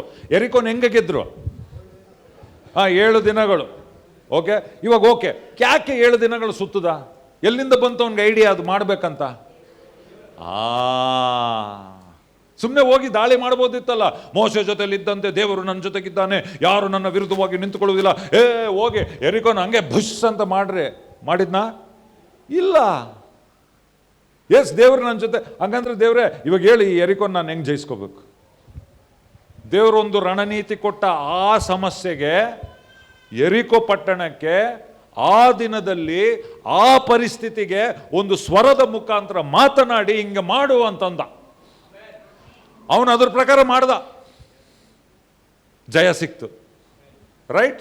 ಇವಾಗ ಒಂದ್ಸರಿ ದೇವ್ರು ಹಂಗೆ ಮಾತಾಡಿದ್ರು. ಇವಾಗ ನೆಕ್ಸ್ಟು ಆಯಿ ಪಟ್ಟಣಕ್ಕೆ ಹೋದ. ಅಲ್ಲೇನು ಮಾಡ್ದ? ನಂಗೆ ಗೊತ್ತಾಯ್ತಪ್ಪ, ಇವಾಗ ನನಗೆ ಗೊತ್ತಾಯ್ತು ದೇವ್ರು ನನ್ನ ಜೊತೆಗಿದ್ದಾನೆ. ಯಾವುದನ್ನ ಪಟ್ಟಣ ನಾನು ಗೆಲ್ಲಬೇಕಂದ್ರೆ 7 ಸರಿ ಅದ್ರ ಸುತ್ತ ತಿರುಗಿಬಿಡ್ಬೇಕು, 7 ದಿನ ನಾನು ಜಯಿಸ್ಬಿಡ್ತೀನಿ. ಮಾಡಿದ್ನಾ? ಇಲ್ಲ. ಏನಂದ್ರು ದೇವ್ರು ಇವಾಗ ಅವನಿಗೆ? ಬೇರೆ ರಣನೀತಿ ಕೊಟ್ಟ. ದೇವ್ರು ಅವನು ಏನು ಕೊಟ್ಟ ಅಂದರೆ, ಎರಿಕೋದಲ್ಲಿ ಸ್ವರ ಕೇಳ್ದ, ಆಯಿನಲ್ಲಿ ಸ್ವರ ಕೇಳ್ದ. ಬಟ್ ಆಯಿನಲ್ಲಿ ಹೋದಾಗ ಸೋತೋಗ್ಬಿಟ್ರು ಅವ್ರು ಫಸ್ಟಿಗೆ. ಇಲ್ಲಿ ಕೇಳಿಸ್ಕೊಡ್ರಿ, ಎಚ್ಚರಿಕೆಯಿಂದ ಕೇಳಿಸ್ಕೊಡ್ರಿ. ಎರಿಕೋದಲ್ಲಿ ದೊಡ್ಡ ಜಯ. ಆಯ್ ಪಟ್ಟಣಕ್ಕೆ ಹೋದಾಗ ಫಸ್ಟ್ ಟೈಮ್ ಏನಾಯ್ತು? ಸೋತೋಗ್ಬಿಟ್ರು. ಈ ದೊಡ್ಡ ಪಟ್ಟಣನ ಗೆದ್ದುಬಿಟ್ವಿ, ಇಲ್ಲಿ ಸೋತೋಗ್ಬಿಟ್ಟೆ ಅಲ್ಲ. ಯಾಕೆ ದೇವ್ರೆ ಅಂತ ದೇವ್ರ ಮುಂದೆ ಅವನು ಬೀಳ್ತಾನ. ಅವನು ಸ್ವಾಮಿ ಯಾಕೆ? ದೇವ್ರ ಅವನ ಹತ್ರ ಮಾತಾಡ್ತಾನೆ. ಯಾಕೆ ಗೊತ್ತಾ? ನಿಮ್ಮ ಮಧ್ಯದಲ್ಲಿ ಒಬ್ಬ ಆಖಾನನವನಿದ್ದಾನೆ. ದೇವ್ರ ಯೆಹೋಶುವನ ಹತ್ರ ಮಾತಾಡ್ತಾನೆ. ನಾನು ಕೆಲವು ಶಾಪಗ್ರಸ್ತವಾದ ವಿಷಯಗಳನ್ನು, ವಿಗ್ರಹಗಳನ್ನು ಮುಟ್ಟಬೇಡ ಅಂದರೆ, ಅವನು ಎರಿಕೋ ನೀವು ಜಯಿಸಿದಾಗ ಅವನು ಅದನ್ನ ಇಟ್ಕೊಂಡು ಬಂದಾನೆ. ಅದಕ್ಕೆ ನೀವು ಜಯಿಸಿಲ್ಲ ಅಂತ. ಕರೆಕ್ಟಾ? ಅವಾಗ ಏನು ಮಾಡ್ತಾನೆ ಯೆಹೋಶುವ? ಅದನ್ನೆಲ್ಲ ಶುದ್ಧೀಕರಣ. ಆಕನ್ ಸಾಯ್ತಾನೆ. ನಿನ್ನಿಂದ ಇಡೀ ಇಸ್ರಾಯೇಲರಿಗೆ ಇದು ಪಾಪ ತೆಗೆದಾಕ್ತಾನೆ. ನೆಕ್ಸ್ಟ್ ಆಯ್ಗೆ ಹೋಗ್ತಾನೆ, ಜಯ ಸಿಗುವಂಥದ್ದಾಗಿದೆ. ಆಮೆನ್. ಅದಕ್ಕೆ ನಾನು ಏನು ಹೇಳ್ತೇನೆ, ಕ್ರೈಸ್ತ ಜೀವಿತ ಪವಿತ್ರಾತ್ಮನ ಜೊತೆಗೆ, ಅದಕ್ಕೆ ನಾವು ಹೇಳೋದು ಸಹವಾಸ, ಅನ್ಯೋನ್ಯತೆ ಸದಾಕಾಲ ನಿನ್ನ ಸಂಗಡ ಇರಲಿ. ಅಂದರೆ ಆತನ ನನ್ನ ಜೊತೆಗೇನೋ ಇದ್ದಾನೆ, ಬಟ್ ಆತನ ಜೊತೆಗೆ ಅನ್ಯೋನ್ಯತೆ ಮಾಡಬೇಕು. ನೀನು ಆ ಸಹವಾಸ ಬೆಳೆಸ್ಕೊಂಡ್ರೆ ಆತನ ಭಾಷೆ, ಆತನ ಸ್ವರ ನೀನು ಗುರುತಿಸ್ತಿ. ಸ್ವಲ್ಪ ಜನಗೆ ಹೆಂಗಪ್ಪ ದೇವ್ರ ಸ್ವರ ಕೇಳೋದು? ಸಿಂಪಲ್. ಯಾರ್ದು ಜೊತೆಗನ್ನ ನಿನ್ನ ಜೊತೆಗಿದ್ದು ಇದ್ರೆ ಟಕ್ ಅಂತ ಗುರುತಿಸ್ಬಿಡ್ತೀವಿ. ನನ್ನ ಮಗ ಇದ್ದಾನೆ, ಯಾರೇ ಆಗಲಿ, ನಾನು ಯಾವುದೋ ಹೊಸ ಫೋನ್ ನಂಬರ್ ತೊಗೊಂಡು ಹಲೋ ಅಂದರೆ ಹೇಳ್ಪಪ್ಪ ಅಂತಾನ ಅವನು. ಯಾವುದೋ ಹೊಸ ನಂಬರ್ ಬಂತಲ್ಲ, ಯಾರಿದು ಕೇಳಲ್ಲ ಅವನು. ನಾನು ಹಲೋ ಅಂದರೆ ಹಾಂ ಪಾಪ ಹಲೋ ಅಂತಾನೆ. ಹೆಂಗೋ ಹೊಸ ನಂಬರಿಂದ ಮಾಡಿನಲ್ಲ, ಹೆಂಗೆ ಗೊತ್ತು? ನಿನ್ನ ಸ್ವರ ಕೇಳಿ ಕೇಳಿ ಅಭ್ಯಾಸ ಪಾಪ, ಕರೆಕ್ಟಾ ಇಲ್ಲ? ಹಂಗೆ ದೇವ್ರ ಜೊತೆಗೆ ಇದ್ದಿದ್ರೆ ಟಕಕ್ ಅಂತ ಗೊತ್ತಾಗ್ಬಿಡ್ತದೆ. ಒಂದು ಪ್ರಶ್ನೆ ಕೇಳ್ತೇನೆ, ಇದೆಲ್ಲರೂ ಭಾಳ ಜನಕ್ಕೆ ಅಭ್ಯಾಸ ಆಗಿರ್ಬೋದು. ನಮ್ಮ ಮನೆಗಳಲ್ಲಿ ಯಾರೋ ಬಂಧುಗಳು, ರಿಲೇಟಿವ್ಸು, ಇವರು ಬಂದಿರ್ಬೋದು, ಫುಲ್ ರಶ್ ಇರ್ಬೋದು, ಹೌಸ್ ಫುಲ್. ಯಾರೋ ಟಾಯ್ಲೆಟ್ಗೆ ಹೋಗಿರ್ತಾರೆ, ರೈಟ್? ನೀನು ಹೋಗ್ಬೇಕು, ಹಿಂಗೆ ಹೋಗ್ತೀವಿ, ಬಾಗಿಲು ಹಾಕರ್ರೆ, ಕರೆಕ್ಟ್ ಅಲ್ಲ? ಹೊಡಿತಿ, ಒಳಗಿಂದ ಸ್ವರ ಬರ್ತತೆ. ಏನಂತ ಬರ್ತತೆ? ಹಾಂ ಅಂತಾರಷ್ಟೇ. ನಾನು ಅವ್ರಿಗೆ ಇಂಟ್ರಡಕ್ಷನ್ ಕೊಡಲ್ಲ, ಫುಲ್ ನಾನು ಅನಿಲ್ ನೆಲ್ಸನ್ ಎಂಬುವಾತನು ನಿಮ್ಮ ಇದು ಹೇಳ ನಾನು ಇಲ್ಲ ಇದೀನಿ ಅಂತಾರೆ. ಇಲ್ಲಾಂದ್ರೆ ಅಷ್ಟೇ, ಜಾಸ್ತಿ ಮಾತಾಡಲ್ಲ ಅವರು, ಸುಮ್ಮನೆ ಚಕ್ಕಂತ ಒಂದು ಸೂಚನೆ ಕೊಡ್ತಾರೆ. ನಿನಗೆ ಗೊತ್ತಾಗ್ಬಿಡ್ತದೆ ಅವ್ರು ಯಾರಂತ. ನಿಮ್ಮಪ್ಪನ, ನಿಮ್ಮಮ್ಮನ, ನಿಮ್ಮ ತಮ್ಮನ, ನಿಮ್ಮ ಅಣ್ಣನ, ನಿಮ್ಮ ಅಕ್ಕನ, ನಿಮ್ಮ ಟಕ್ಕಂತ ಗೊತ್ತಾಗ್ಬಿಡ್ತತೆ. ಕರೆಕ್ಟೇ ಇಲ್ಲ? ಇವಾಗ ಬಾಲುಗೆ 3 ಮಕ್ಕಳಿದ್ದಾರೆ, ರೈಟ್? ಯಾವ ಮಗಳಿದ್ದಾಳಂತ ಗೊತ್ತಾಗ್ಬಿಡ್ತತೆ. ನೀನು ಸಾಕ್ಷಿನಾ? ಕೇಳಲ್ಲ, ಅದು ಕೇಳಿ ಅದು ಅಭ್ಯಾಸ ಟಕ್ಕಂತ. ಹಂಗೆ ದೇವ್ರ ಜೊತೆಗೆ ಇದ್ದು ಅಭ್ಯಾಸ ಮಾಡಿಕೊಂಡ್ರೆ ಫಸ್ಟ್ ದಿನ ನಿನಗೆ ಗೊತ್ತಾಗಲ್ಲ. ಪ್ರಾರ್ಥನೆ ನಿನ್ನ ಜೀವನ ಶೈಲಿ ಆದರೆ ಗುರುತಿಸ್ಬಿಡ್ತೀನಿ ನಾನು. ಇದು ದೇವ್ರ ಸ್ವರ. ನನ್ನ ಕುರಿಗಳು ನನ್ನ ಸ್ವರವನ್ನು ಕೇಳುವುದು, ಇತರರ ಸ್ವರವನ್ನು ಕೇಳುವುದಿಲ್ಲ. ಆಮೇನ್, ಹಲ್ಲೆಲೂಯಾ. ಅದು ಜೊತೆಗಿದ್ದು ಬರುವಂಥ ಸಂಗತಿ, ಅದು ಸ್ವರವನ್ನು ಕೇಳುವಂಥದ್ದು, ರೈಟ್? ಸೊ ಬಟ್ ನಾವು ಪ್ರಾರ್ಥನೆಯಲ್ಲಿ ಏನು ಮಾಡಬೇಕು? ಅಭ್ಯಾಸ ಮಾಡಿಕೊಳ್ಳಬೇಕು. ಆರಾಧಿಸೋದು ಆತನ ಸನ್ನಿಧಾನದಲ್ಲಿ, ಬರೀ ಕೇಳೋದಲ್ಲ, ದೇವರಿಗೆ ಸೇವೆ ಸಲ್ಲಿಸೋದು. ನೋಡ್ರಿ, ಅಪೊಸ್ತಲ ಕೃತ್ಯಗಳು 13ನೇ ಅಧ್ಯಾಯ. ಪ್ರಾರ್ಥನೆಯಲ್ಲಿ ಕೇಳುವಂಥ ಅಭ್ಯಾಸ ನೀವು ಕೇಳಿ. ಪವಿತ್ರಾತ್ಮನೇ ನೀನು ನನ್ನ ಜೊತೆಗೆ ಮಾತನಾಡು. ಬೈಬಲ್ನಲ್ಲಿ ಎಲ್ಲಿ ಇಲ್ಲ ದೇವರು ಬರೀ ಕೆಲವ್ರ ಹತ್ರ ಮಾತ್ರ ಮಾತಾಡ್ತಾನಂತ. ಕೇಳಿಸ್ಕೊಡ್ರಿ, ಹಳೆ ಒಡಂಬಡಿಕೆಯಲ್ಲಿ ಬರೀ ಅರಸ, ಪ್ರವಾದಿ, ಯಾಜಕ ಅವ್ರ ಮೇಲೆ ಮಾತ್ರ ದೇವರ ಆತ್ಮ ಬರ್ತಾ ಇದ್ದ. ಬಟ್ ನಾವು ಹಳೆ ಒಡಂಬಡಿಕೆಯಲ್ಲಿಲ್ಲ. ನಾವೆಲ್ಲರೂ ಯಾರು? ಹೊಸ ಒಡಂಬಡಿಕೆ ವಿಶ್ವಾಸಿಗಳು. ಹೊಸ ಒಡಂಬಡಿಕೆಯಲ್ಲಿ ದೇವರು ಏನು ಹೇಳ್ತಾನೆ? ನನ್ನ ಆತ್ಮವನ್ನು ಎಲ್ಲರ ಮೇಲೆ ನಾನು ಸುರಿಸುತ್ತೇನೆ. ಹಲ್ಲೆಲೂಯಾ.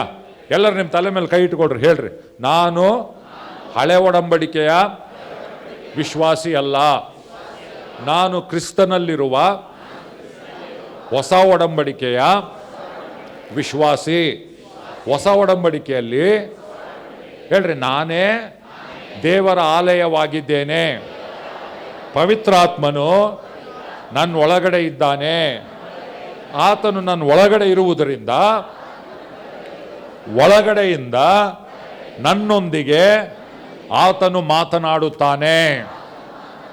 ಆತನ ಸ್ವರವನ್ನು ನನ್ನ ಅಂತರ್ಯದಲ್ಲಿ ನಾನು ಕೇಳಿಸಿಕೊಳ್ಳುತ್ತೇನೆ. ಆಮೇನ್. ಸೊ ಇದು ಫಸ್ಟ್ ಈ ನಂಬಿಕೆ ಇರಬೇಕು. ಎಸ್, ದೇವ್ರು ನನ್ನ ಹತ್ರ ಮಾತಾಡ್ತಾನೆ. ಆಮೇಲೆ ಅದು ಕೇಳಿಸ್ಕೊಳ್ಳುವಂಥ. ಅದಕ್ಕೆ ನಾನು ಏನು ಮಾಡಿದೆ, ಅನ್ಯ ಭಾಷೆಯಲ್ಲಿ ಪ್ರಾರ್ಥನೆ ಮಾಡುವಾಗ ಕೂಡ ಅನ್ಯ ಭಾಷೆಯಲ್ಲಿ ಸುಮ್ಮನೆ ಗಾಳಿಗೆ ಪ್ರಾರ್ಥನೆ ಮಾಡೋದಲ್ಲ. ನನಗೆ ಅರ್ಥ ಆಗದೆ ಇರ್ಬೋದು ನಾನು ಏನು ಪ್ರಾರ್ಥನೆ ಮಾಡ್ತೇನೆ, ಬಟ್ ನನ್ನ ಮನಸ್ಸಿನಲ್ಲಿ ಇರ್ತದೆ, ನಾನು ಸರ್ವಶಕ್ತನಾದ ದೇವರ ಹತ್ರ ನಾನು ಮಾತಾಡ್ತಾ ಇದ್ದೇನೆ. ಓ ಲ ರಬಾ ಜಂದ ರಬಾ ದ ರಬಾ ಜೋಕೋ ರಬಾ ಜೀಸಸ್ ಓ ಖಲ ರಬಾಬಾ. ಅದಕ್ಕೆ ಪೌಲನೇನು ಹೇಳ್ತಾನೆ, ನಾನು ವಾಣಿಗಳಲ್ಲಿ ಪ್ರಾರ್ಥಿಸ್ತೇನೆ, ನನ್ನ ಬುದ್ಧಿಯಿಂದಲೂ ನಾನು ಪ್ರಾರ್ಥಿಸ್ತೇನೆ. ಓ ಲರಬ ಜಕತರಬ. Thank you Lord Jesus. ಓ ಖಲರಬ ಬಾಬಾ ಬಾಬಾ. ಓ ವರ್ಷಿಪ್ ಯು ಲಾರ್ಡ್. ರಿಯಾ ಬಾಬಾ ಬಾಬಾ ಬಾಬಾ ಬಾಬಾ ಬಾ. ರೀ ಖಾಥರಮ ಸೊಂದರೋ ಲೋರರ. ಓ ನನ್ನ ಸಂಗಡ ಇರುವವನೇ ರೀ ಬಾಬಾ ಬಾ ಶೆಕೆ ಚೆರೆ ಬೇಬೆ. ನನ್ನ ಒಳಗಡೆ ಇರುವವನೇ ರೀ ಬಾಬಾ ಬಾಬಾ ಬಾ ಝೆಕೆ ಕೆ ಕೆ ಕೆ ಕೆ ಕೆ ಕೆ. ಸೊ ವಾಣಿಗಳಲ್ಲಿ ನೀನು ಪ್ರಾರ್ಥಿಸುವಾಗ ಪವಿತ್ರಾತ್ಮನಿಗೆ, ನಿನ್ನ ಒಳಗಡೆ ಇರುವ ಪವಿತ್ರಾತ್ಮನಿಗೆ ನೀನು ಸೂಕ್ಷ್ಮನಾಗಿರ್ಬೇಕು.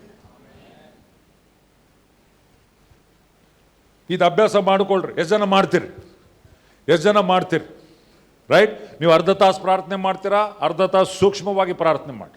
1 ತಾಸು ಮಾಡ್ತೀರಾ, ಸೂಕ್ಷ್ಮವಾಗಿ ಪ್ರಾರ್ಥನೆ ಮಾಡ್ರಿ. ನಾನು ಹೇಳ್ತೀನಿ, ದೇವ್ರ ಸ್ವರ ನೀವು ಕೇಳ್ತೀರಿ. ನೀವು ಹಲ್ಲೆಲೂಯಾ. ಎಲ್ಲಿದ್ದಾನೆ ದೇವ್ರ ಪವಿತ್ರಾತ್ಮನ? ಎಲ್ಲಿದ್ದಾನೆ? ಧೈರ್ಯವಾಗಿ ಹೇಳ್ರಿ, ಎಲ್ಲಿದ್ದಾನೆ?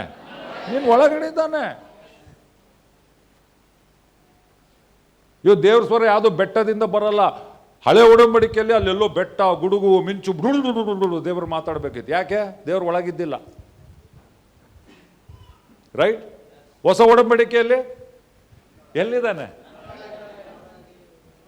ನನ್ನೊಳಗೆ ವಾಸಿಸುವ ಪವಿತ್ರಾತ್ಮನೇ, ಈ ದಿನ ನಿನ್ನ ಚಿತ್ತದಂತೆ ನಡೆಸ್ತಾ ಇದ್ದಾನೆ. ಬಟ್ ನೀನು ಕೇಳಿಸ್ಕೋಬೇಕಲ್ಲ. ನೀನು ಕೇಳಿಸ್ಕೊಳ್ಳೋ ಸ್ವಭಾವ ನೀನು ಕಲ್ಟಿವೇಟ್ ಮಾಡಿದ್ರೆ, ಅದನ್ನು ಬೆಳೆಸ್ಕೊಂಡ್ರೆ ನಡೆಸ್ತಾನೆ. ಆಮೇನ್. ಹಲ್ಲೆಲೂಯಾ. ನಾವು ಅನ್ಕೊಳ್ತೀವಿ ಬರೀ ಪಾಸ್ಟರ್ ಹತ್ರ ಮಾತಾಡ್ತಾನೆ, ಬರೀ ಅವ್ರ ಹತ್ರ ಇಲ್ಲ. ಅದು ಹಳೆ ಒಡಂಬಡಿಕೆ ಪದ್ಧತಿ. ಹೊಸ ಒಡಂಬಡಿಕೆಯಲ್ಲಿ ನಿನ್ನಲ್ಲಿ ಪವಿತ್ರಾತ್ಮನಿದ್ರೆ ದೇವರು ನಿನ್ನೊಂದಿಗೆ ಮಾತಾಡಲಿಕ್ಕೆ ಇಷ್ಟಪಡುವ ಆತನಾಗಿದ್ದಾನೆ. ಅವ್ರು ಯಾವ ದೇವ ಸೇವಕರು ಎಷ್ಟು ದೇವರ ಮಕ್ಕಳಾಗಿದ್ದಾರೋ, ನೀವು ಕೂಡ ದೇವರಿಗೆ ಅಷ್ಟೇ ಪ್ರಿಯರಾಗಿದ್ದೀರಿ. ಅದೇ ರಕ್ತದಿಂದ ತೊಳೆಯಲ್ಪಟ್ಟಿದ್ದೀರಿ. ಅದೇ ಪವಿತ್ರಾತ್ಮನು ನಿಮ್ಮ ಒಳಗಡೆ ಇರುವವನಾಗಿದ್ದಾನೆ.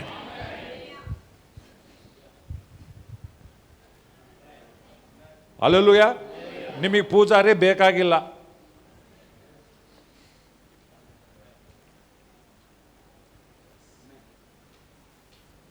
ಹೊಸ ಒಡಂಬಡಿಕೆಯಲ್ಲಿ ಪೂಜಾರಿ ಬೇಕಾಗಿಲ್ಲ. ಯೇಸು ಸ್ವಾಮಿ ಒಬ್ಬನೇ ನಮ್ಮ ಮಹಾಯಾಜಕ. ನಾವೆಲ್ಲರೂ ಯಾಜಕರೇ.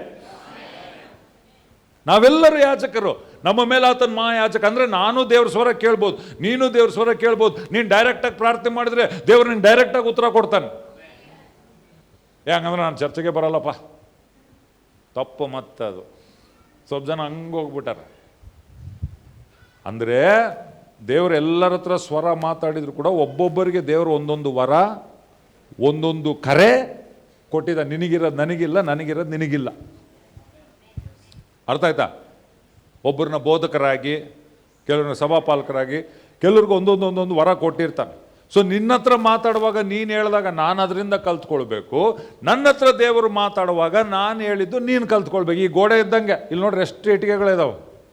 ಬರೀ ಒಂದು ಇಟ್ಟಿಗೆಯಿಂದ ಗೋಡೆ ಮಾಡೋಕ್ಕಾಗಲ್ಲ. ಕರೆಕ್ಟಾ? ಹಂಗೆ ಸಭೆ ಒಂದೇ ದೇಹ, ಒಂದೇ ರಕ್ತ ಹರಿತಾ ಇರ್ಬೋದು, ಅಂಗಗಳು ಬೇರೆ. ಹಂಗೆ ನಿಂದು ಗುಣ ಬೇರೆ, ನಿನ್ನ ಸ್ವರ, ನಿನ್ನ ಒಂದು ದೇವರು ನಿಂಗೆ ಕೊಟ್ಟಿರುವಂಥ ವರ ಬೇರೆ, ಕರೆ ಬೇರೆ. ನಾವೆಲ್ಲರೂ ಜಾಯಿಂಟ್ ಆಗಿರುವಾಗ ನೀನು ಕೊಡ್ತೀನಿ, ನೀನು ಕೇಳಿಸ್ಕೊಂಡು ನೀನು ಹೇಳ್ತೀನಿ, ನಾನು ಕೇಳಿಸ್ಕೊಂಡಿದ್ದು ನಾನು ಹೇಳ್ತೀನಿ. ಒಬ್ಬರನ್ನೊಬ್ಬರು ನಾವು ಕೇಳಿಸ್ಕೋವಾಗ ನಾವು ಕಟ್ಟಿ ದೇವರಿಗೆ ಮೆಚ್ಚುಗೆ ಆಗಿರುವಂಥ ಮಂದಿರ ನಾವು ಆಗುವವರಾಗಿದ್ದೇವೆ ಪ್ರಿಯರೇ. ಆಮೇನ್. ಹಲ್ಲೆಲೂಯಾ. ಓಕೆ, ಬೇಗ ಹೋದ್ರಿ. ಅಪೊಸ್ತಲರ ಕೃತ್ಯಗಳ 13ನೇ ಅಧ್ಯಾಯ 2ನೇ ವಚನದಿಂದ. ಅವರೆಲ್ಲರಲ್ಲಿ ಅಂತ್ಯೋಕದಲ್ಲಿ ಬೋಧಕರಿದ್ರು, ಪ್ರವಾದಿಗಳಿದ್ರು. ಅವ್ರು ದೇವರಿಗೆ ಸೇವೆ ಸಲ್ಲಿಸ್ತಾ ಇದ್ರು. ಇವರು ಕರ್ತನನ್ನು ಸೇವಿಸುತ್ತಾ ಇಲ್ಲಿ ನೋಡ್ರಿ, ಇವ್ರು ಏನ್ ಮಾಡ್ತಿದ್ರಂತೆ? ಇಲ್ಲಿ ಎಚ್ಚರಿಕೆಯಿಂದ ಕೇಳಿಸ್ಕೊಡ್ರಿ ಪ್ಲೀಸ್. ಇಂಪಾರ್ಟೆಂಟ್ ಬೀಗದ ಕೈ ನಿಮಗೆ ಕೊಡ್ತೇನೆ. ಕರ್ತನನ್ನು ಸೇವಿಸುತ್ತಾ ಉಪವಾಸ ಮಾಡುತ್ತಾ ಇದ್ದಾಗ ಯಾರನ್ನು ಸೇವಿಸ್ತಾ ಇದ್ರು? ಅಂದರೆ ಈ ಸೇವೆ ಮನುಷ್ಯರಿಗೆ ನೀವು ಮಾಡ್ತಾ ಇರಲಿಲ್ಲ, ದೇವರಿಗೆ. ಇವಾಗ ಉದಾಹರಣೆಗಾಗಿ 2 ಥರ ಸೇವೆ ಇದ್ದಾವೆ. ಕೇಳಿಸ್ಕೊಡ್ರಿ, ದೇವರ ಮಕ್ಕಳಿಗೆ 2 ಥರ ಸೇವೆ ಇದೆ. ಒಂದು ದೇವರಿಗೆ ನಾವು ಮಾಡುವಂಥ ಸೇವೆ, ಇನ್ನೊಂದು ಜನರಿಗೆ ಮಾಡುವಂಥ ಸೇವೆ. ಇವಾಗ ನಾನು ವಾಕ್ಯ ಹಂಚ್ತಾ ಇದ್ದೀನಿ, ರೈಟ್? ನಾನು ಹೇಳ್ತೇವೆ ಇದು ಒಂದು ಕಡೆ ದೇವ್ರ ಸೇವೆನೇ. ಆದರೆ ನಿಜವಾಗ್ಲೂ ನಾನು ಇವಾಗ ಯಾರಿಗೆ ಸೇವೆ ಸಲ್ಲಿಸ್ತಾ ಇದ್ದೀನಿ? ನಿಮಗೆ ದೇವರ ವಾಕ್ಯದ ಭೋಜನ ಕೊಡ್ತಾ ಇದ್ದೀನಿ. ನಾನು ಇವಾಗ ಮಾಡ್ತಾ ಇರುವಂಥದ್ದು, ನಾನು ನಿಮಗೆ ಸೇವೆ ಸಲ್ಲಿಸ್ತಾ ಇದ್ದೀನಿ.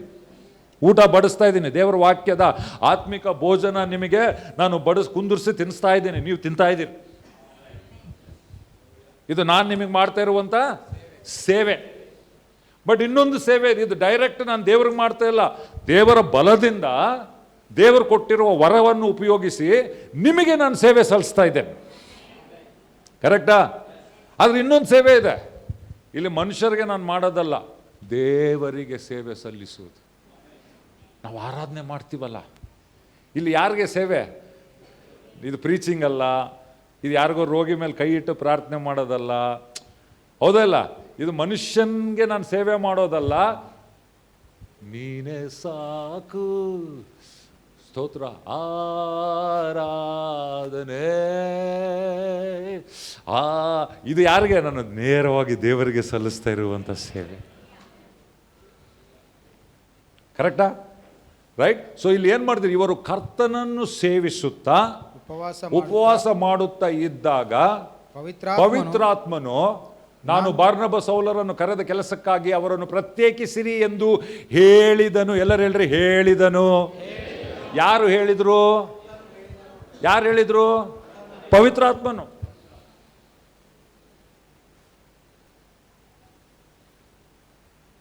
ಪವಿತ್ರಾತ್ಮನ್ ಮಾತಾಡ್ದಂತೆ, ಹೇಳಿದ್ನಂತೆ, ಪೌಲ ಬಾರ್ನಬರನ್ನ ಇದು ಪ್ರತ್ಯೇಕಿಸಿರಿ. ಅವ್ರು ಕೇಳಿಸ್ಕೊಂಡ್ರು. ಅಂದರೆ ನಾನು ಯಾಕೆ ಹೇಳ್ದೆ, ಇದು ಸಂಭಾಷಣೆ. ಪ್ರಾರ್ಥನೆ ಮಾಡುವಾಗ ನಾವು ಈ ಸಂಭಾಷಣೆಯನ್ನು ಆಗಬೇಕು ನಮ್ಮ ಜೀವಿತದಲ್ಲಿ. ಹಲ್ಲೆಲೂಯಾ. ಕೇಳ್ರಿ, ಸ್ವಾಮಿ ನಿನ್ನ ಸ್ವರವನ್ನು ನಾನು ಕೇಳಬೇಕು. ಕೇಳಿದ್ಮೇಲೆ ಸುಮ್ಮನೆ ಯಾಕೆ ಕೇಳಬೇಕು? ನಾನು ಪ್ರವಾದಿಸ್ಬೇಕು, ನಾನು ಇದು ಮಾಡಿ. ಸ್ವಲ್ಪ ಜನ ಕೇಳ್ತಾರೆ, ದೇವ್ರ ಸ್ವರ ಕೇಳು, ಸುಮ್ಮನೆ ಅದು ಅವ್ರೇನೋ ಹೀರೋಗಳು ಆಗ್ಬೇಕಂತ. ತಪ್ಪು ಅದು. ನೀವು ದೇವ್ರ ಸ್ವರ ಯಾಕೆ ಕೇಳ್ಬೇಕು ಗೊತ್ತಾ? ದೇವರ ಚಿತ್ತವನ್ನು ಮಾಡಲಿಕ್ಕೆ. ಸ್ವರ ಕೇಳಿದ್ಮೇಲೆ ಒಂದು ಜವಾಬ್ದಾರಿ ಬರ್ತದೆ, ಅದನ್ನು ಮಾಡಬೇಕು. ಬರೀ ತೋರಿಸ್ಕೊಳಕ್ಕಲ್ಲ, ಬರೀ ತೋರಿಸ್ಕೊಳಕ್ಕಲ್ಲ. ದೇವ್ರು ನಿನಗೆ ಬರೀ ಬೇರೆಯವ್ರ ಬಗ್ಗೆ ಒಂದೇ ಮಾತಾಡಲ್ಲ. ಸ್ವಲ್ಪ ಜನಕ್ಕೆ ಇಷ್ಟ ಅದು, ಆ ಪ್ರವಾದಿ ನೋಡ್ಲೆ ಅವ್ರದ್ದು ಇದು ಹೇಳ್ದ, ಅದು ಹೇಳ್ದ, ಸೂಪರ್, ನಾನು ಕೂಡ ದೇವ್ರ ಸ್ವರ ಕೇಳಿಸ್ಕೊಳ್ಬೇಕು. ದೇವ್ರು ನಿನಗೆ ಏನು ಮಾತಾಡ್ತಾನೆ ಗೊತ್ತಾ? ನಿನ್ನ ಮಗನ ಕೊಡ ಅಂತಾನೆ. ಅಬ್ರಾಮ್ ಅಂತ ದೇವ್ರು ಮಾತಾಡ್ದಲ್ಲ, ನಿನ್ನ ಜೋಬ್ನಾಗಿರೋ ಕಾಣಿಕೆ ಹಾಕಂತಾನೆ. ನನ್ನ ಹತ್ರ ಮಾತಾಡೋನು ದೇವ್ರು ಇಷ್ಟೇ ಇರೋದು, ಹಾಕು ಮಗ ಅಂತಾನೆ. ನನ್ನ ಮೇಲೆ ನಂಬಿಕೆ ಇದ್ದರೆ ಹಾಕು ಮಗ ಅಂತಾನೆ. ಅವಾಗ ನೆಕ್ಸ್ಟ್ ಸ್ವರ ಕೇಳಿದ್ಮೇಲೆ ಏನು ಬರ್ತದೆ? ಜವಾಬ್ದಾರಿ. ಮಾಡಬೇಕಾ ಮಾಡಬಾರ್ದ, ಮಾಡಬೇಕಾ, ವಿಧೇಯತೆ ತೋರಿಸ್ಬೇಕಾ ತೋರಿಸ್ಬಾರ್ದ. ಅಂಥ ಸ್ವರ ಬರೀ ಎಕ್ಸೈಟ್ಮೆಂಟ್ ಆಗೋಂಥದ್ದು. ನಿನಗೆ ಈ ಕಾಯಿಲೆ ಇದೆ, ನಿನಗೆ ಅದು ಒಳ್ಳೇದೇ, ಅದು ಕೂಡ ದೇವ್ರು ಮಾಡ್ತಾನೆ. ಬಟ್ ಅದಕ್ಕಿಂತ ಹೆಚ್ಚು ದೇವರು, ನೀನು ಹೆಂಗೆಂಗೋ ಮಾತಾಡ್ಬಿಟ್ಟು ನೋಡು, ನಿನ್ನ ಗಂಡನ ಹತ್ರ, ನಿನ್ನ ಹೆಂಡತಿ ಹತ್ರ, ನಿನ್ನ ಮಕ್ಕಳ ಹತ್ರ. ಆ ಸ್ವರ ಕೂಡ ಬೇಕು ನನಗೆ. ಅದು ಬೇಕು, ಅದು ಬೇಕು. ಹಲ್ಲೆಲೂಯಾ. ದೇವ್ರು ನಿನ್ನ ಹತ್ರ ಮಾತಾಡುವಾಗ ಬರೀ ನಿನಗೆ ಇಷ್ಟವಾದದ್ದು ಮಾತಾಡಲ್ಲ, ಕೆಲವೊಂದ್ಸರಿ ನಿನಗೆ ಕಷ್ಟವಾದದ್ದು ಕೂಡ ಮಾತಾಡ್ತೀನಿ.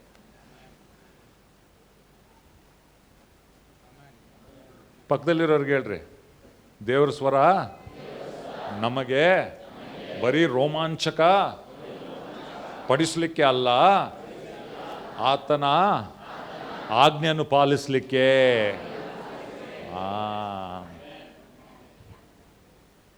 ಅಲ್ಲಿ ನಿಂದು ಉದ್ದೇಶ ಆತನ ಹೇಳಿದ್ ಮಾಡ್ಬೇಕಂತಿದ್ರೆ ಮಾತಾಡ್ತಾನ ಆತ. ಸುಮ್ಮನೆ ನಿನಗೆ ಎಂಟರ್ಟೈನ್ ಮಾಡಬೇಕು, ರೋಮಾಂಚಕವಾಗಿರ್ಬೇಕಂದ್ರೆ ಮರ್ತು ಬಿಡ್ರಿ. ದೇವ್ರು ಹೇಳ್ತಾನೆ, ಇವನು ಯಾಕೆ ಕೇಳ್ತಾ ಇದ್ದಾನೆ ಗೊತ್ತು ನನಗೆ. ರೈಟ್? ಸೊ ಅವ್ರು ದೇವ್ರ ಸ್ವರ ಕೇಳಿದರು, ಪವಿತ್ರಾತ್ಮನ್ ಮಾತನಾಡ್ತಾನೆ. ಎಲ್ಲರೂ ಹೇಳ್ರಿ, ನನ್ನ ಒಳಗಡೆ ಇರುವ ಪವಿತ್ರಾತ್ಮನು ನನ್ನ ಸಂಗಡ ಮಾತನಾಡುತ್ತಾನೆ, ನಾನು ಕೇಳುತ್ತೇನೆ. ಆಮೇನ್. ಪ್ರಾರ್ಥನೆ. ದೇವ್ರು ಏನಂತ ಹೇಳ್ದ? ನನಗೆ ಮೊರೆ ಇಡ್ರಿ, ನಾನು ನಿಮಗೆ ಅದಾಕ್ರಿ. ಯೆರೆಮೀಯ 33:3 ಅಲ್ಲ, ಯಾರೋ ಹೇಳಿದ್ರು ಅದು ದೇವ್ರ ಟೆಲಿಫೋನ್ ನಂಬರ್ ಅಂತೆ. ಯಾವುದು ದೇವ್ರ ಟೆಲಿಫೋನ್ ನಂಬರು? ಯೆರೆಮೀಯ 33:3 ಏನಂತ ಹೇಳ್ತದೆ? ನನಗೆ ಮೊರೆ ಇಡಿರಿ, ನನ್ನನ್ನು ಕೇಳಿಕೋ, ನನ್ನನ್ನು ಕೇಳಿಕೋ, ನಾನು ನಿನಗೆ ಸದುತ್ತರವನ್ನು ದಯಪಾಲಿಸಿ. ಇಲ್ಲಿ ನೋಡ್ರಿ ಪ್ರಾರ್ಥನೆ. ನನ್ನನ್ನು ಕೇಳಿಕೋ. ದೇವ್ರ ಹತ್ರ ಹೋಗೋದು, ಸಹವಾಸ, ಸೇವೆ ಸಲ್ಲಿಸೋದು, ಪ್ರಾರ್ಥನೆ. ನೆಕ್ಸ್ಟ್ ಏನಾಗ್ತದಂತೆ? ನಾನು ನಿನಗೆ ಸದುತ್ತರವನ್ನು ದಯಪಾಲಿಸಿ. ಅಂದರೆ ದೇವ್ರು ಏನು ಮಾಡ್ತಾನೆ? ಆ ಪ್ರಾರ್ಥನೆಗೆ ಉತ್ತರವನ್ನು ಕೊಡುತ್ತಾನೆ. ನಾವು ಅನ್ಕೊಂತೀವಿ ಉತ್ತರ ಅಂದರೆ, ಎಚ್ಚರಿಕೆಯಿಂದ ಕೇಳಿಸ್ಕೊಡ್ರಿ, ಉತ್ತರ ಅಂತಂದರೆ ಬರೀ ನನಗೆ ರೋಗಕ್ಕೆ ಹೋಗಿ ಹೋದೆ, ಸ್ವಾಮಿ ನನ್ನ ಗುಣ ಮಾಡು, ಸ್ವಸ್ಥತೆ, ಹಂಗೆ ಕೊಡಲ್ಲ ದೇವರು ಯಾವಾಗಲೂ. ಉತ್ತರ ಹೆಂಗೆ ಬರ್ತೈತೆ? ತನ್ನ ಸ್ವರ, ತನ್ನ ವಾಕ್ಯದಿಂದ ಬರ್ತೈತೆ ಉತ್ತರ. ನಿನಗೆ ಸಮಸ್ಯೆ ಐತಲ್ಲ, ಇದು ಪರಿಹಾರ ನೋಡಂತ ದೇವ್ರು ಮಾತಾಡ್ತಾನೆ, ನಿನ್ನನ್ನು ಪ್ರೇರೇಪಿಸ್ತಾನೆ. ಇನ್ನೊಂದು ಕಡೆ ನಾವು ದೇವ್ರ ಸ್ವರನ ಏನು ಹೇಳ್ಬೋದು? ಪ್ರೇರೇಪಣೆ. ರೈಟ್? ನಿನ್ನನ್ನು ಪ್ರೇರೇಪಿಸ್ತಾನೆ. ನೀನು ಅವಾಗ ಆ ಸ್ವರಕ್ಕೆ ಕಿವಿಗೊಟ್ಟು ಮಾಡಿದಾಗ ಇಲ್ಲಿ ನೋಡಿ, ಆಮೇಲೆ ಹೇಳ್ತಾನೆ, ಸದುತ್ತರ ದಯಪಾಲಿಸಿ ನಿನಗೆ ತಿಳಿಯದ ಮಹತ್ತಾದ ಗೂಢಾರ್ಥಗಳನ್ನು ಗೋಚರಪಡಿಸುವನು. ಅಂದರೆ ಸಿಂಪಲಾಗಿ ಏನಂದರೆ, ರಹಸ್ಯವಾದವುಗಳನ್ನು ನಿನಗೆ ತೋರಿಸುತ್ತೇನೆ, ಬಯಲು ಮಾಡ್ತೇನೆ. ಅಂದರೆ ಪ್ರಾರ್ಥನೆಯಲ್ಲಿ ಬಯಲುವಿಕೆ ಆಗ್ತದೆ, ರೆವೆಲೇಷನ್. ಪ್ರಕಟಿಸ್ತಾನೆ ದೇವರು. ಪ್ರಕಟಣೆ ಜ್ಞಾನ ನಿನಗೆ ಸಿಗುವಂಥದ್ದಾಗಿದೆ. ಉತ್ತರ ನಿನಗೆ ಹೆಂಗೆ ಸಿಗ್ತದಂದ್ರೆ, ಆತನು ಬಯಲು ಮಾಡುವುದರ ಮುಖಾಂತರ ನಿನಗೆ ಉತ್ತರ ಸಿಗ್ತದೆ. ಆತನು ಪ್ರಕಟಿಸಿದಾಗ ನಿನಗೆ ಉತ್ತರ ಸಿಗ್ತದೆ. ಅದು ನಿಜವಾದ ಪ್ರಾರ್ಥನೆ. ಆ ಪ್ರಕಟಣೆ ತಗೊಂಡು ನಿನ್ನ ಜೀವಿತದಲ್ಲಿ ನೀನು ಮಾಡಿದಾಗ ನೀನು ಅಲ್ಲಿ ಬಿಡುಗಡೆಯನ್ನು ನೀನು ನೋಡುವ ಆತನಾಗಿದ್ದಿ. ಹಲ್ಲೆಲೂಯಾ, ಆಮೇನ್. ಅವಾಗ ದೇವ್ರು ಪ್ರಕಟಿಸಿದಾಗ ಏನಾಗ್ತದೆ? ನೀನು ದೇವ್ರನ್ನ ತಿಳ್ಕೊಂತಿ. ದೇವ್ರನ್ನ ತಿಳ್ಕೊಂಡಾಗ ಏನಾಗ್ತದೆ? ಬಲವುಳ್ಳವನಾಗ್ತಿ. ಆಮೆನ್. ಎಷ್ಟು ಜನ ಹಿಂಗಿರ್ಬೇಕಂತ ಇಷ್ಟಪಡ್ತೀರಿ? ಇದು ಕ್ರೈಸ್ತ ಜೀವಿತ. ಆಮೆನ್. ಬರೀ ಆಯ್ತವಾರ ಬಂದಿರಿ, ಬರ್ಬೇಕು ಆಯ್ತವಾರ, ನಾವೆಲ್ಲ ಜೊತೆಗೆ ಸೇರಿ ದೇವ್ರನ್ನ ಆರಾಧಿಸ್ಬೇಕು, ಇದು ಮಾಡಬೇಕು. ಆದರೆ ದೇವರು ವೈಯಕ್ತಿಕವಾಗಿ ನಿಮ್ಮ ಹತ್ರ ಮಾತಾಡಬೇಕಂತ ಇಷ್ಟಪಡ್ತಾನೆ. ಅದು ಹೆಂಗಂತಂದರೆ, ನಿಮ್ಮ ಪ್ರಾರ್ಥನೆ ಜೀವನ ಕಟ್ಟಿಕೊಂಡ್ರೆ ಮಾತ್ರ ಅದು ಸಾಧ್ಯ.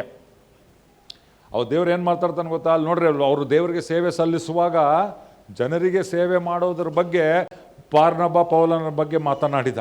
ಹಂಗೆ ನಾವು ದೇವರ ಹತ್ರ ಸಹವಾಸ ಮಾಡುವಾಗ ದೇವರು ನಮಗೆ ದೇಶಗಳ ಬಗ್ಗೆ ಮಾತಾಡ್ತಾನೆ, ಮಿಷನ್ಸ್ ಬಗ್ಗೆ ಮಾತನಾಡ್ತಾನೆ, ಸುವಾರ್ತೆ ಸಾರೋದ್ರ ಬಗ್ಗೆ ಮಾತನಾಡ್ತಾನೆ. ಆಮೇನ್. ಹಲ್ಲೆಲೂಯಾ. ಬರೀ ನಮ್ಮಷ್ಟಕ್ಕೆ ಅದು ಸೀಮಿತನಾಗಿರೋದಿಲ್ಲ. ಅದು ಎಲ್ಲೇ ಆಗಲಿ ದೇವರ ಹತ್ರ ಸಹವಾಸ ಮಾಡಿದವರು ಸುಮ್ಮನೆ ಇರೋಕ್ಕಾಗಲ್ಲ. ದೇವರು ಯಾವಾಗ ಪ್ರಕಟಿಸ್ತಾನೋ ಅದನ್ನು ಹೇಳ್ಬೇಕಂತ ಆಸೆ ಬರ್ತದೆ. ನಾವೇ ಹೋಗಿ ಪ್ರಸಂಗ ಮಾಡ್ತೀವಿ, ನಾವು ಸುವಾರ್ತೆ ಹೇಳೋ ಒಂದು ದಾ ಬರ್ತದೆ. ಬಟ್ ಪ್ರಾರ್ಥನೆ ಇಲ್ಲಾಂದ್ರೆ ಅವು ಯಾವುದಾಗಲ್ಲ. ಪ್ರಾರ್ಥನೆ ಇಲ್ಲಾಂದರೆ ಅವು ಯಾವೂ ಆಗಲ್ಲ. ಅದ್ರ ಪ್ರಾರ್ಥನೆಯಲ್ಲಿ ಅದಾಗ್ತದೆ. ಯೆಶಾಯನು ದೇವರ ಮಹಿಮೆಯನ್ನು ನೋಡ್ದ, ಹೌದಾ? ಇಲ್ಲ ನೋಡಿದ್ನ? ಇಲ್ಲ, ಪ್ರಕಟವಾಯ್ತು. ಅವನೇನು ಹೇಳ್ದ? ಪ್ರಾರ್ಥನೆಯಲ್ಲಿ ದೇವರ ಮಹಿಮೆಯನ್ನು ನೋಡಿ, ಅಯ್ಯೋ ನಾನು ಅಶುದ್ಧ ತುಟಿ ಉಳ್ಳವನು. ಅಂದರೆ ಅವಲ್ಲಿ ಏನನ್ನ ಕೊರತೆಗಳಿದ್ರೆ ಕೂಡ ದೇವರು ಅದನ್ನು ತೋರಿಸ್ದ. ಅಲ್ಲಿ ಏನಾಯ್ತು? ಆಮೇಲೆ ಶುದ್ಧೀಕರಣ ಆಯಿತು. ಅಂದರೆ ದೇವರ ಸನ್ನಿಧಾನದಿಂದ ಆ ಉರಿಯುವಂಥ ಕೆಂಡಗಳು ಬಂದು ಅವನ ತುಟಿನ ಶುದ್ಧಿ ಮಾಡ್ತು. ನಿನಗೆ ದೇವರ ಸನ್ನಿಧಾನದಲ್ಲಿ ಏನಾಗ್ತದೆ ಗೊತ್ತಾ? ದೇವರು ನಿನ್ನನ್ನು ಶುದ್ಧಿಪಡಿಸುವಾತನಾಗಿದ್ದಾನೆ. ನೆಕ್ಸ್ಟ್ ದೇವ್ರು ಏನು ಮಾಡ್ದ? ಅಲ್ಲೇ ಬಿಟ್ಟಿಲ್ಲ. ದೇವರು ಅವನಿಗೆ ಹೇಳ್ದ, ನನಗಾಗಿ ಯಾರು ಹೋಗುತ್ತಾರೆ? ಭಾರ ಬಂತು. ಇವಾಗ ಮಿಷನ್ಸ್ ಭಾರ ಬಂತು. ಸೇವೆಗಾಗಿ ಇಷ್ಟುವರೆಗೆ ಅವನು ದೇವರಿಗೆ ಸೇವೆ ಮಾಡಿದ, ಇವಾಗ ಜನರಿಗೆ ಸೇವೆ ಮಾಡೋ ಯಾರು ಹೋಗ್ತಾರೆ ನನ್ನ ಪರವಾಗಿ. ಆತ್ಮಗಳ ಭಾರ ಬಂತು. ನಶಿಸಿ ಹೋಗುವ ಜನರ ಬಗ್ಗೆ ಅವನಿಗೆ ಕಾಳಜಿ ಬಂತು. ಯಾಕೆ? ಎಲ್ಲದಕ್ಕಿಂತ ದೊಡ್ಡ ಭಾರ ಯಾರಲ್ಲಿರೋದು? ದೇವರಲ್ಲಿರೋದು. ನಾವು ಆ ದೇವರ ಹತ್ರ ಸಹವಾಸ ಮಾಡುವಾಗ ಆತನಲ್ಲಿರುವಂಥ ಭಾರ ನಮ್ಮ ಹೃದಯದಲ್ಲಿ ಹಾಕ್ತಾನೆ. ದೇವ್ರು ಹೇಳ್ತಾನೆ, ನನ್ನ ಮಗು, ನೀನು ರಕ್ಷಣೆ ಹೊಂದಿದೆಯಮ್ಮ, ನೀನು ರಕ್ಷಣೆ ಹೊಂದಿದ್ಯಪ್ಪ. ನಿಮ್ಮ ಪಕ್ಕದ ಮನೆಯವ್ರು ನೋಡು, ನಿಮ್ಮ ಊರನ್ನಾಗ ನೋಡು, ಭಾರತ ದೇಶವನ್ನು ನೋಡು, ಅವ್ರ ಬಗ್ಗೆ ಏನು ಒಳಗೆ ಪ್ರೇರೇಪಿಸ್ತಾನೆ. ಆಮೇಲೆ ಅದು ಬಂದಾಗ ನಮ್ಗೆ ಏನಾಗ್ತದೆ? ಆಟೋಮೆಟಿಕ್ ಕಣ್ಣೀರು ಬರ್ತದೆ ನಮಗೋಸ್ಕರ. ಈ ಕಣ್ಣೀರು ನಮಗೋಸ್ಕರ ಹಾಳ ಕಣ್ಣೀರು ಅಲ್ಲ ಅದು. ಅಯ್ಯೋ ದೇವ್ರೆ, ಅವ್ರ ಗತಿ ಏನು? ಅವ್ರ ಗತಿ ಏನು ಸ್ವಾಮಿ? ನಾನೇನು ಪರಲೋಕಕ್ಕೆ ಹೋಗಿ ಅವ್ರ ಗತಿ ಏನು ಸ್ವಾಮಿ? ಅದು ಬೇರೆ. ಅದು ಪವಿತ್ರಾತ್ಮನಿಂದ ಉಂಟಾಗುವ ವಿಜ್ಞಾಪನೆ. ಆಮೇನ್. ನೀನು ಅವಾಗ ಭಾರದಿಂದ ಪ್ರಾರ್ಥನೆ ಮಾಡ್ತೀನಿ. ನೀನು ಸ್ವಾಮಿ ಅವ್ರು ನಶಿಸಿ ಹೋಗಬಾರ್ದಪ್ಪ, ಅವ್ರನ್ನ ಕಾಪಾಡಪ್ಪ, ಅವ್ರು ರಕ್ಷಿಸಲ್ಪಡ್ಬೇಕಪ್ಪ. ದೇವ್ರು ಹೇಳ್ತಾನೆ, ಯಾರು ಹೋಗ್ತಾರೆ? ನನಗೆ, ನಾನು ಹೋಗ್ತೀನಪ್ಪ. ಒಂದ್ಸರಿ ದೇವ್ರು ಕಳಿಸುವಾಗ ನಮಗೆ ಅಯ್ಯೋ ನನ್ನ ಕೈಯಲ್ಲಿ ಆಗಲ್ಲ ಅನಿಸ್ತತೆ. ಮೋಶೆಗೆ ಹಂಗೆ ಆಗಿದ್ದು. ದೇವರು ಹೇಳ್ದ ನೀನು ಹೋಗಪ್ಪ ಐಗುಪ್ತಕ್ಕೆ ಹೋಗೋ. ದೇವ್ರು ಹೋಗ್ತೀನಿ ಅಂದ ಮೋಶೆ. ಇಲ್ಲ ನಾನು ಹೆಂಗೆ? ದೇವ್ರು ಹೇಳ್ತಾನೆ ನಾನು ನಿನ್ನ ಜೊತೆಗಿರ್ತೀನಿ. ಅದು ಸಂಭಾಷಣೆ, ಪ್ರಾರ್ಥನೆಯಲ್ಲಿ ಆಗುವಂಥ ಸಂಗತಿ, ರೈಟ್?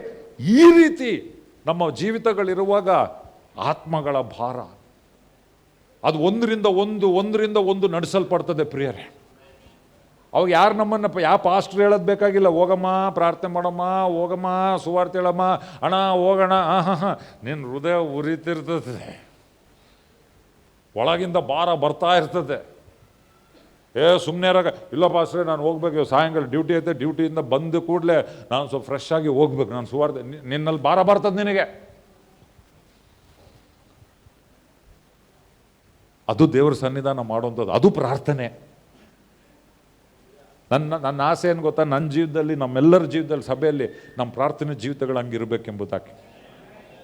ಎಷ್ಟು ಜನ ಹೇಳ್ತೀರಿ ನಾನು ಟೈಮ್ ಕೊಡ್ತೀನಿ. ಒಂದು ವೇಳೆ ದೇವರಿಗೆ ಪ್ರಾರ್ಥನೆ ಸುಮ್ಮನೆ ಕೈ ಎತ್ತಬೇಡ್ರಿ, ಅವಸರದಿಂದ ನಾನು ಹೇಳ್ತೇನೆ. ಕೆಲವೊಂದ್ಸರಿ ನಮ್ಮ ಮಾಮೇನೂ ಅಲ್ಲೆಲ್ಲೂ ಆ ಕೈ ಎತ್ತೋದು ಕೂಡ ಅಂತ ಎತ್ಬಿಡ್ತೀವಿ ನಾವು. ಅನೇಕರು ನಾವು ಪ್ರಾರ್ಥನೆ ನಿರ್ಲಕ್ಷ್ಯ ಮಾಡಿದ್ದೀವಿ. ನಾವು ಪ್ರಾರ್ಥನೆ ಏನೋ ಒಂದು ಧಾರ್ಮಿಕ ಒಂದು ಪದ್ಧತಿ, ಒಂದು ಡ್ಯೂಟಿ ಥರ ಇಟ್ಟಿದ್ದೀವಿ ನಾವು.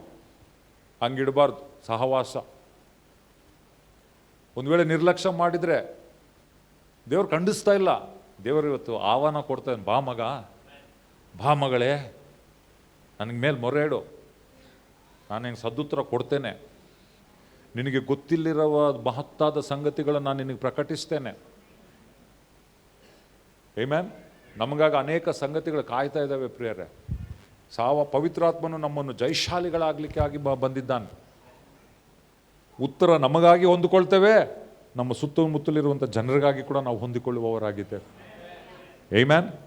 ನಿಂತ್ಕೊಳ್ರಿ ಕರ್ತನ ಸನ್ನಿಧಾನದಲ್ಲಿ. ದೇವರು ಒಂದು ವೇಳೆ ನನ್ನ ಹತ್ರ ಮಾತಾಡಿದಾನೆ ಇವತ್ತು, ದೇವರು ಈ ವಾಕ್ಯ ನನಗೆ ಅನ್ನುವುದಾದರೆ ಪ್ರಾರ್ಥನೆ ಮಾಡ್ರಿ ಪ್ರಿಯರೇ. ಕರ್ತನನ್ನು ಕೇಳಿಕೊಡ್ರಿ ಪೂರ್ಣ ಹೃದಯದಿಂದ. ಕಮಾನ್, ಕೈಗಳನ್ನು ಮೇಲಕ್ಕೆತ್ರಿ, ಸ್ವರವನ್ನು ಎತ್ತಿರಿ. ಏನು ಪ್ರಾರ್ಥನೆ ಮಾಡ್ತಿರೋ ನೀವು ಮಾಡ್ರಿ, ಹೃದಯದಿಂದ ಮಾಡ್ರಿ, ಸಂಪೂರ್ಣ ಹೃದಯದಿಂದ ಮಾಡ್ರಿ. ಓ ಜೀಸಸ್, ಜೀಸಸ್. ಒಂದು ವೇಳೆ ಪ್ರಾರ್ಥನೆ ನಿರ್ಲಕ್ಷ್ಯ ಮಾಡಿದರೆ ಹೇಳ್ರಿ, ಸ್ವಾಮಿ ನಾನು ನಿರ್ಲಕ್ಷ್ಯ ಮಾಡಿದ್ದೇನೆ, ಅಜ್ಞಾನಿಯಾಗಿ ಪ್ರಾರ್ಥನೆ ಮಾಡಿದ್ದೇನೆ, ಬರೀ ಮಾತಾಡಿದ್ದೇನೆ, ಕೇಳಿಸ್ಕೊಂಡಿಲ್ಲ. ದೇವ್ರು ನಿಮ್ಮನ್ನು ಖಂಡಿಸ್ತಾ ಇಲ್ಲ, ಅದ್ರ ಪ್ರೋತ್ಸಾಹಿಸ್ತಾರೆ. ಸ್ವಾಮಿ ಇವತ್ತು ನನಗೆ ಕಲಿಸ್ಕೊಟ್ಟಿದ್ದಕ್ಕಾಗಿ ಸ್ತೋತ್ರ, ನಾನು ಇದನ್ನು ಪಾಲಿಸ್ತೇನೆ ನನ್ನ ಜೀವಿತದಲ್ಲಿ. ನಿನ್ನ ಪಾದದ ಬಳಿ ಕೂತ್ಕೊಳ್ತೇನೆ, ನಿನ್ನ ಮುಖವನ್ನು ನಾನು ನೋಡ್ತೇನೆ, ನಿನ್ನ ಸ್ವರವನ್ನು ನಾನು ಕೇಳುತ್ತೇನೆ, ಅದನ್ನು ಮಾಡುತ್ತೇನೆ. ನನ್ನ ಜೀವಮಾನವೆಲ್ಲ ಜಪವೀರನೆಂದಿರಲಿ, ಶುಭ ಸಂದೇಶದ ಭಾರ ನನ್ನ ಮೇಲಿನ ಹೊರೆಯಾಗಿರಲಿ. ಪ್ರಾರ್ಥಿಸಿರಿ, ಪ್ರಾರ್ಥಿಸಿರಿ ಪ್ರಿಯರೇ, ಕೇಳಿ. ಸ್ತೋತ್ರ ಸ್ವಾಮಿ, ಪವಿತ್ರಾತ್ಮನಾದ ದೇವರೇ. ಓ ಲರಬ ಶಾಂತಾರಬ, ರಿಲೀಸ್ ಯೋರ್ ಗ್ಲೋರಿ ಫಾದರ್. ನಿನ್ನ ಮಹಿಮೆ ಬಿಡುಗಡೆ ಆಗಲಿ ಸ್ವಾಮಿ ನಿನ್ನ ಜನರ ಮೇಲೆ. ಸ್ವಾಮಿ, ಪ್ರಾರ್ಥನೆ ಮಾಡದಂತೆ ಇರುವಂಥ ಯಾವುದೇ ಕಟ್ಟುಗಳು, ಯಾವುದೇ ಬಂಧನಗಳು, ಅಡಚಣೆಗಳು ಅದು ಮುರಿಯಲ್ಪಡಲಿ ಯೇಸುವಿನ ನಾಮದಲ್ಲಿ ಕರ್ತನೆ. ಒಂದು ಆತ್ಮಿಕ ದಾಹ ಉಂಟಾಗಲಿ ಯೇಸುವಿನ ನಾಮದಲ್ಲಿ ತಂದೆಯಾದ ದೇವರೇ. ಆತ್ಮಿಕ ದಾಹ ಉಂಟಾಗಲಿ ಕರ್ತನೆ. ತೃಪ್ತರಾಗದಂತೆ ಕರ್ತನೆ, ನಿಜವಾಗಲೂ ನಿನ್ನ ಮುಖವನ್ನು ಬಯಸುವವರು, ನಿನ್ನ ಸನ್ನಿಧಾನವನ್ನು ಬಯಸುವವರು, ಪ್ರಾರ್ಥನೆಯಲ್ಲಿ ನಿನ್ನ ಸೇವೆ ಮಾಡುವವರು, ನಿನ್ನ ಸ್ವರ ಕೇಳುವಂತೆ ಕಿವಿಗಳು ತೆರೆಯಲ್ಪಡಲಿ. ಇವತ್ತು ಆತ್ಮಿಕ ಕಿವಿಗಳು ನಾನು ಘೋಷಿಸ್ತೇನೆ ಸ್ವಾಮಿ. ನಮ್ಮ ಸಭೆಯವರ ಮೇಲೆ ನಿನ್ನ ಆತ್ಮಿಕ ಕಿವಿಗಳು ತೆರೆಯಲ್ಪಡಲಿ, ಮನೋನೇತ್ರಗಳು ತೆರೆಯಲ್ಪಡಲಿ ಸ್ವಾಮಿ. ಆತ್ಮದ ಕಣ್ಣುಗಳು ತೆರೆಯಲ್ಪಡಲಿ ಯೇಸುವಿನ ನಾಮದಲ್ಲಿ. ಆತ್ಮದ ಕಣ್ಣುಗಳು ತೆರೆಯಲ್ಪಡಲಿ ಯೇಸುವಿನ ನಾಮದಲ್ಲಿ ಕರ್ತನೆ. ನಿನ್ನ ಕುರಿಗಳು ನಿನ್ನ ಸ್ವರವನ್ನು ಕೇಳುವವರು ಪ್ರತಿಯೊಬ್ಬರು ಸ್ವರ ಕೇಳಲಿ ಸ್ವಾಮಿ. ಈ ಒಂದು ಕ್ರೈಸ್ತ ಜೀವಿತ ಅದ್ಭುತವಾದಂಥ ಜೀವಿತವಾಗಿರಲಿ, ಪವಿತ್ರಾತ್ಮನ ಜೊತೆಗೆ ನಡೆಯಾಗಿರಲಿ ಯೇಸುವಿನ ನಾಮದಲ್ಲಿ ಕರ್ತನೆ. ಎಲ್ಲೆಲ್ಲಿ ಬಲಹೀನತೆಯೋ ಬಲಪಡಿಸು ಯೇಸುವಿನ ನಾಮದಲ್ಲಿ. ನಿನ್ನ ಪವಿತ್ರಾತ್ಮನ ಅಗ್ನಿ ಉರಿಯಲಿ ಯೇಸುವಿನ ನಾಮದಲ್ಲಿ ಕರ್ತನೆ. ಬಂಧನಗಳು ಮುರಿಯಲ್ಪಡಲಿ, ಪಾಪದ ಅಭ್ಯಾಸಗಳು ಮುರಿಯಲ್ಪಡಲಿ ಯೇಸುವಿನ ನಾಮದಲ್ಲಿ. ಸ್ವಾಮಿ, ನೀತಿಯ ದಾಸರು ನಾವಾಗಿದ್ದೇವೆ ಯೇಸು ಕ್ರಿಸ್ತನ ನಾಮದಲ್ಲಿ. ಉಪಯೋಗಿಸು ಒಬ್ಬೊಬ್ಬರನ್ನು ನಿನ್ನ ನಾಮ ಮಹಿಮೆಗೆ. ಈ ಅಂತ್ಯ ದಿನಗಳಲ್ಲಿ ಕರ್ತನೆ ಬೆಳೆ ಹೆಚ್ಚಾಗಿದೆ, ಕೆಲಸಗಾರರು ಕಡಿಮೆ ಆಗಿದ್ದಾರೆ ಕರ್ತನೆ. ಪ್ರತಿಯೊಬ್ಬರು ನಿನ್ನ ಕೆಲಸಗಾರರಾಗಿ ನೀನು ಉಪಯೋಗಿಸು ಯೇಸುವಿನ ನಾಮದಲ್ಲಿ ಕರ್ತನೆ. ನಮ್ಮ ಬಳ್ಳಾರಿ ನಿನ್ನ ಸುವಾರ್ತೆಯಿಂದ ತುಂಬಲ್ಪಡಬೇಕು, ಹೊರ ಪ್ರದೇಶಗಳಿಗೆ ಹೋಗಬೇಕು ಯೇಸುವಿನ ನಾಮದಲ್ಲಿ. Thank you Lord Father. ಸ್ವಾಮಿ, ಮುಂಬರುವಂಥ ದಿನಗಳಲ್ಲಿ ನಿನ್ನ ಜನರು ನಿನ್ನ ಸ್ವರವನ್ನು ಕೇಳಿ ಅದರ ಪ್ರಕಾರ ಮಾಡಿ ಅದ್ಭುತ ಕಾರ್ಯಗಳನ್ನು ಹೊಂದಿಕೊಂಡಿದ್ದಾರೆ. ನೀನು ಅದ್ಭುತವಾದ ಕ್ರಿಯೆಗಳನ್ನು ಮಾಡ್ತಾ ಇದೆಯಾ ಎಂಬುದಾಗಿ ಈ ಸಾಕ್ಷಿಗಳು ಅದು ಸಾಧಾರಣವಾಗಲಿ ನಮ್ಮ ಸಭೆಯಲ್ಲಿ ಕರ್ತನೆ. ಸ್ತೋತ್ರಪ್ಪ. Thank you Lord Father. ಸ್ತೋತ್ರ ಸ್ವಾಮಿ. I release your glory. ನಿನ್ನ ಮಹಿಮೆ ಬಿಡುಗಡೆ ಮಾಡ್ತೇನೆ.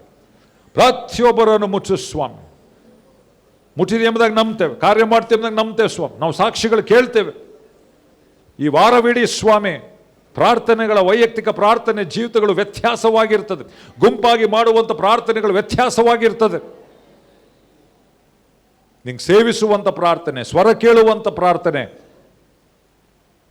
Thank you father.